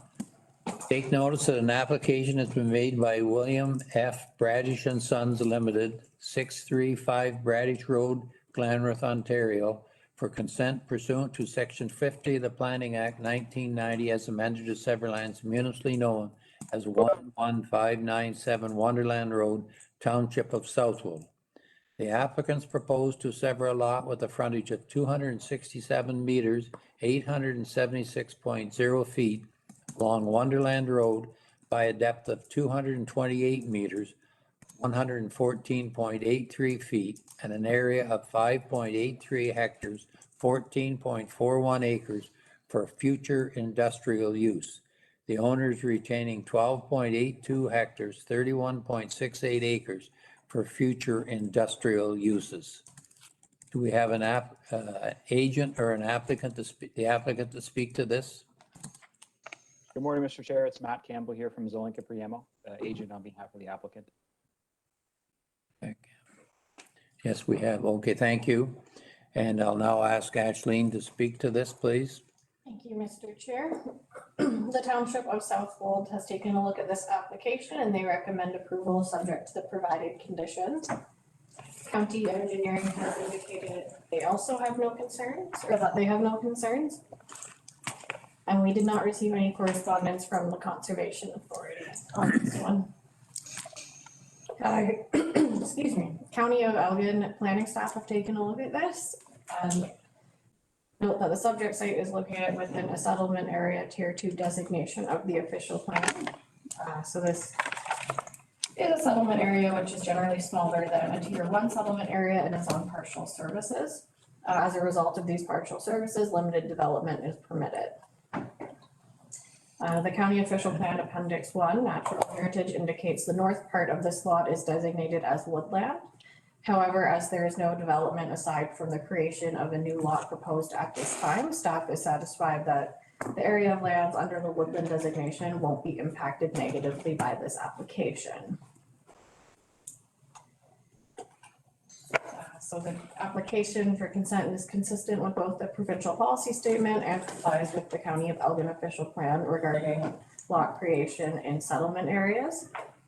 As such, county staff recommends approval, subject to the following conditions. A digital copy of the draft and final deposited reference plan be provided to the County of Elgin. Solicitor undertaking to provide a copy of registered deed for the severed parcel once completed, and municipal addressing to be provided to Elgin County from the local municipality prior to final approval to the satisfaction of Elgin County planning. Additionally, it is recommended that the following 10 conditions from the Township of Southwold be included as conditions for this consent. That the applicant meet all the requirements, financial and otherwise, of the municipality to the satisfaction and clearance of the municipality. That the applicant provides a description of the lands to be severed, which can be registered in the land registry office to the satisfaction and clearance of the municipality. That the applicant solicitor provides an undertaking to the municipality to provide a copy of registered deed for the severed parcel once the transaction has occurred to the municipality. That the applicant successfully applied to the municipality for a zoning bylaw amendment to rezone the retained and severed parcel, and having such rezoning of the zoning bylaw come into full force and effect pursuant to the Planning Act to the satisfaction and clearance of the municipality. That the applicant have a drainage reapportionment completed pursuant to the Drainage Act to the satisfaction and clearance of the municipality. That the applicant provide a mutual drain agreement and or a new municipal drain pursuant to the Drainage Act to the satisfaction and clearance of the municipality. That the applicant shall complete a site servicing report along with associated site servicing drawings for the proposed lot to be severed and the retained parcel to the satisfaction and clearance of the municipality. That the applicant shall enter into a consent agreement with the municipality for the proposed lot to be severed and the retained parcel addressing all municipal interests and associated fees and charges, including but not limited to water, wastewater, drainage, cash in lieu of parkland, development charges, road permits, amongst other matters, to the satisfaction and clearance of the municipality. That prior to final approval of the county is advised in writing by the municipality how all of the above noted conditions have been satisfied. And that all conditions noted above shall be fulfilled within 1 year of the notice of decision, so that the county of Elgin is authorized to issue a certificate of consent pursuant to section 53, subsection 42 of the Planning Act. Thank you, Ashleen. Mr. Camp, Matt, do you have anything to say at this time? Mr. Chair, thank you. No, I don't have anything specifically to add. We've reviewed the staff reports. We're satisfied with the conditions. As numerous as they are, we have some work ahead of us to get final approval here. We've already engaged the necessary people to do that. So no, we're happy with the recommendation and Okay. urge. Thank you. Any member of the committee have anything to say? John Selden? Through you, Mr. Chair, just a small point initially. I think the length and depth are incorrectly stated in the description, unless I'm calculating the numbers incorrectly. But 267 meters should be somewhere around 801, and the 228 meters should be somewhere around 684. The feet are just too small. Buried into it. Any other comments? Okay, John, continue. Yeah, I'm sorry. I did want to make another comment. The new lot line follows a natural gas line. Is there a reason for that other than avoiding a severance or a need for, or not a severance, for an easement? Is that why that's done? Mr. Chair, I think that's why the applicant proposed that severance line, but Matt Campbell's on the line. He can further explain. Did you hear the question, Matt? I did, Mr. Chair. Sorry, I always, in committee meetings, I always ask to be, to answer the question first rather than jumping in. So my apologies if that's. Go ahead. Perfect. So the intent here was that we're creating two lots, both for industrial purposes. And because we don't have a defined development plan for those lots, we have to anticipate what those lots may be developed for. And through negotiations with the vendor and the buyer, we landed on the configuration that we didn't want to encumber the lands to be severed, which are entirely to be south of the pipeline, with any sort of easement. And furthermore, we didn't want to have the we didn't want to have any vehicles going over that for the lands to be severed. I'm not sure exactly what's going to be going on with the lands to be retained, but the pipeline and the easement should be entirely on those lands. Okay, Thank you. any further comments? Dennis? Yeah, I don't know where to go with this, so if I ramble a bit, bring me back line. I think with the announcement of Amazon coming in, the county and municipalities should pretty well just trash their OPs and zoning bylaws. The amount of development I think that's going to occur in this area, we can't fathom today. Residential development, commercial, industrial. It's going to happen. We as a committee, I think, now that Jack's not getting his freeway on Highway 3 right to Elmer, we're going to be, this committee will be dealing with a lot of commercial industrial severances. We've been dealing almost exclusively with farm residences, very small industrial, very small commercial. I think that's about to change. When I look at something like this, I'm not necessarily opposed to it, but if the counties and townships have not started changing their OPs and zoning bylaws now, I think that they and we will be stuck with making 20th century decisions on a massive industrial commercial complex that's going to envelop us around here. And if we don't take advantage of this little bit of lead time, and it is only a little bit of lead time, to decide how we want to plan for the future, so it's not just industrial here, commercial there. Even this zone, it was meant to be part of residential, not commercial industrial. So, you know, where are we going as a committee? We have to follow the plans that are given to us. And I know that the county is redoing its OP. I would argue that that OP is now obsolete already because of Amazon. So I don't know where to go with this. You know, this small little bit, it doesn't make a hill of beans of difference. But what happens if we start getting 50 like this scattered throughout St. Thomas, you know, all these other municipalities? Are we going to approve every single one of them? Is there any sort of plan or strategy, industrial, commercial? My understanding, just to go to you through into Nancy, there is a strategy and a lot of the old forward land is already by municipalities and by the city. It's all going to be done. I don't think we're going to have to worry about it. Is that right, Nancy? They're already. Chair, I think one of the things that Southwold will likely be considering over the next few years is a secondary plan to actually, because obviously these lands overall, there's a lot of lands within the industrial designation for Southwold, and I think there needs to be a more cohesive plan in terms of, you know, servicing and road networks and things like that. So certainly, I think, you know, the county and Southwold will be in discussions probably to discuss some sort of a secondary plan. I think that would be initiated for these lands as well as any of the other major industrial lands. I think we should leave it to the municipality and the county. I'm just afraid of making a bunch of random decisions over the next year and a half, 2 years, because those plans aren't going to be out into the public for a couple of years yet. And here we are making random decisions, and I just don't like to make random decisions on what's going on. No, we can only live with what we've got in front of us. That's right, but I think they are already got to go ahead, Jack. Yeah, fair enough point there, but we still have, our mandate as a committee is still to vote yea or nay on the information presented to us at the time. That's right. And we want to keep in mind what the future might bring, but we can't make decisions based on that crystal ball because mine just never gets that clear. Any further questions? John? Thank you, through you, Mr. Chair. Nancy, may I ask you about, it was on page 150, and then you make a note about it in your notes as well. And I just didn't quite understand it. Why does the SR, the settlement reserve designation, revert to the A1 for the retained land? I got that right? A1 conditions, agricultural conditions. Yeah.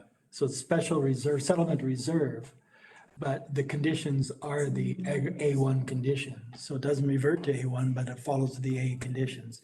And there's zone settlement reserve as shown. The SR zone reverts to the agricultural zone. Yeah, so the provisions under the agricultural one apply for the SR zone. So they would definitely, for the lands that are being developed, they would need to obviously do a rezoning. I think that was a requirement. Yeah, it is. In order to obviously do any sort of industrial. So overall, the designation is industrial for these lands, but they will have to go through and apply an appropriate zone that would then allow for future development of some sort of industrial use. Okay. Further comment from any members? Moving. By John Andrews, seconded by Rosemary Kennedy. Ready for the vote? Or Nancy, do you have anything to say? No, I was just going to follow up on Jack's comments about you know, what the future may hold. At this point, the Township of Southwold would have provided comments that they had considered this to be premature, for instance, in advance of the secondary plan. I would rely on them to comment on that and say that in fact it is premature until a secondary plan is done. I think at some point there may be a tipping point where there may be a series of severances and the municipality and Elgin may decide that they're, you know, a more cohesive way to do this would be through a secondary plan. But at this time, like I said, we would also rely on Southwold and they've considered this to be premature, so. Call the vote. Thank you, Mr. Chair. John Andrews, Yes. Ken Fleck, Yes. Dennis O'Grady, Yep. Rosemary Kennedy, Yes. John Selden, Yes. Jack Van Castren, Yes? Dougald Aldrich. Yes. Motion carries. Thank you. Okay, so the decision rendered today for this application will be circulated within 15 days after the notice. There is a 20-day appeal period from the giving of the notice of decision in which any person or public body may appeal the decision on or any condition imposed. If no appeal is received within 20 days of the giving of the notice, the provisional consent becomes final. The applicant has 1 year to meet the conditions imposed and submit the necessary documents for certification, or consent will lapse and a new application will be required. Please leave the identification signs in place until the appeal period ends, after which they can be removed. If you would like to be notified of today's decision, please request a copy by contacting Ashleen Laverty at alaverty@elgin.ca. A copy of the comment package is also available upon request and includes all correspondence received. Thank you. Thanks very much, committee. Have a great day. Thank you, Matt. Our next application is E6421.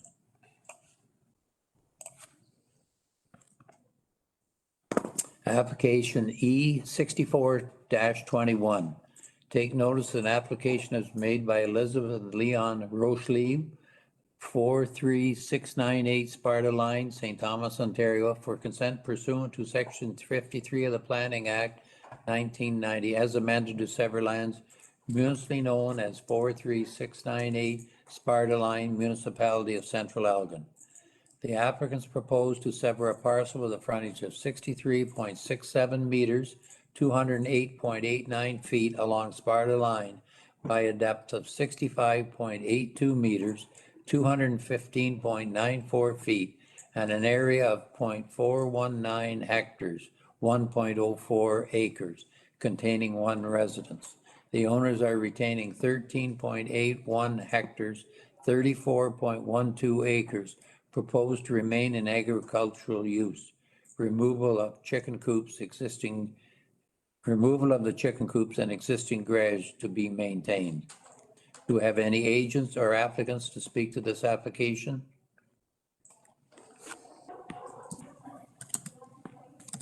David Rowe's name on the call. Yes, Dave Rowe, agent for the applicant, is here. Yes, thank you, David. I'll now ask Ashleen to proceed.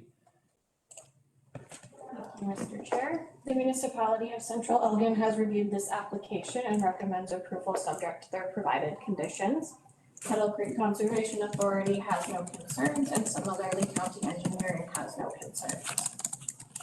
This application is creating one new residential lot, separating it from the retained agricultural lands to the north of the severed lands. The applicant has previously indicated that the retained lands will maintain their existing agricultural use, and the severed lands, which contain a residence, are of a sufficient size to accommodate the existing single detached dwelling and the existing private services. Despite the subject lands not being located within a settlement area, it is recognized that certain lands outside the settlement areas have been designated for non-agricultural use by the lower tier municipality official plans. These lands have been deemed not to be within the prime agricultural area and are subject to relevant lower tier municipal policies, which is the case in this situation. It's not necessarily in a settlement area, but the lower tier has designated it as a non-agricultural use. The application is consistent with both the provincial policy statement and complies with the County of Elgin's official plan regarding lot creation. As such, planning staff supports this application and recommends approval subject to the following conditions. A digital copy of the draft and final deposited reference plan be provided to the county. Solicitor undertaking to provide a copy of registered deed for the severed parcel once completed, and municipal addressing to be provided to Elgin County from the local municipality prior to final approval to the satisfaction of Elgin County planning. Additionally, it is recommended that the following conditions from the municipality of Central Elgin be included. The applicants enter into an agreement with the municipality of Central Elgin, to address the administrative, technical, and financial matters. The payment of cash in lieu of the dedication of 5% of the land for parkland purposes, and a copy of the reference plan to be provided to the municipality of Central Elgin. Thank you. Any comments from any of the members? I'll move it. Moved by Dennis. Dennis. Seconded by John, sorry about that. Afraid you're gonna say something else. He was thinking it. May I ask a question, Mr. Chair? Yes, Through you to, David? I can't remember Nancy's first. On page 171, there was an indication that it can sever a farm lot, but both severed and retained lots are less than the 40 hectare minimum needed. Is that relevant to what's going on here?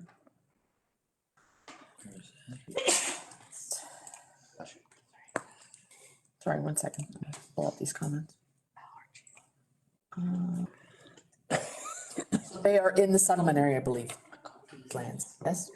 I believe the actual front parcel is in the settlement area. Hold on, let me just double check here. Within a rural development area. Right, it's within a rural development area, so then therefore those policies with respect to the 40 hectares do not apply. Don't apply. That's right, because basically it's considered to be within a settlement area, or it has a designation that permits rural development, so rural lots. Okay. So that does not apply. Thank you, Mr. Chair.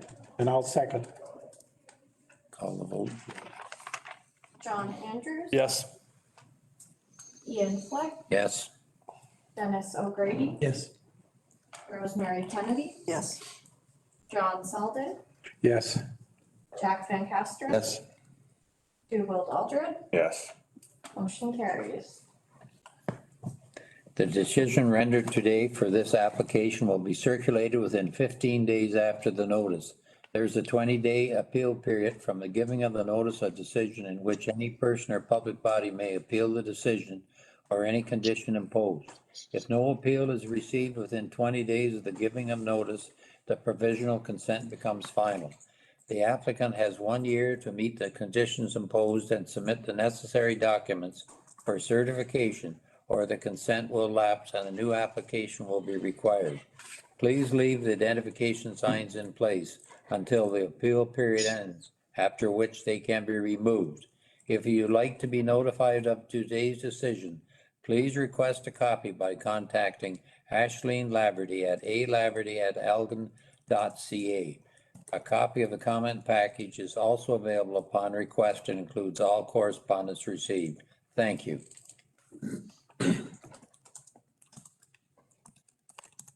Our next application is E60-21.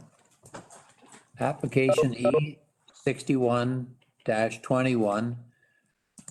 Take notice, an application has been made by Carl McLeod and Sons Limited, 29281 Aberdeen Line, Dutton, Ontario, for consent pursuant to section 53 of the Planning Act 1990 as amended to sever lands municipally known as 12186 Curry Road, municipality of Dutton, Dunwich. The applicants propose to sever a parcel with a frontage of 41.2 meters, 135.17 feet along Curry Road by a depth of 108 meters, 354.33 feet, and an area of 0.4450 hectares, 1.09 acres, containing one residence with a detached garage surplus to the needs of the owner. The owners are retaining 40.4 hectares, 99.83 acres proposed to remain in agricultural use. Additionally, an easement running approximately 400 meters, 1,312.34 feet long by 5 meters, 16.4 feet wide along Curry Road over the retained lands is proposed for water services in the favor of the severed lands as indicated on the attached key map. Do we have any agents or owners to speak to this application? Yes, it's Tim McLeod. Yes, Tim, thank you. Okay, I'll ask Ashleen to review this one, please. Thank you, Mr. Chair. Now, this application we've all actually seen before. It was a deferred application just to include the easement. So I'm going to try and keep my comments kind of brief because we've all seen them at least a couple times. Municipality of Dutton Dunwich supports this application subject to their provided conditions. County engineering has no objections to this application subject to the conditions provided related to road widening and entrance permits. Lower Thames Conservation Authority, in consultation with the Council of the Municipality of Dutton Dunwich, have waived the requirement for an environmental impact assessment to be conducted to the satisfaction of the municipality for this severance.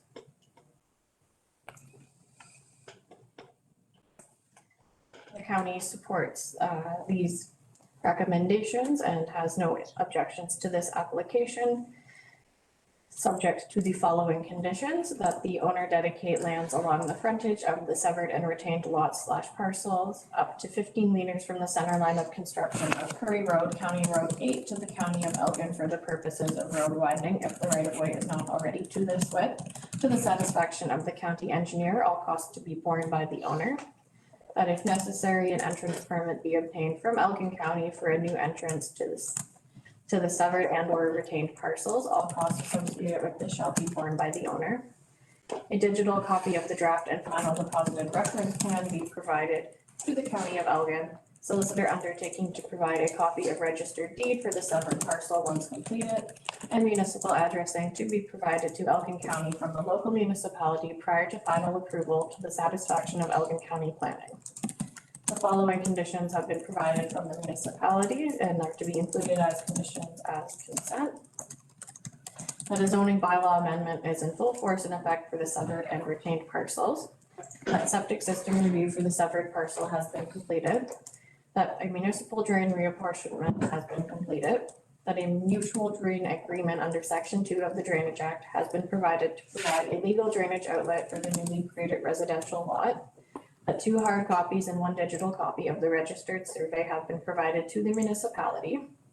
That taxes are to be paid in full.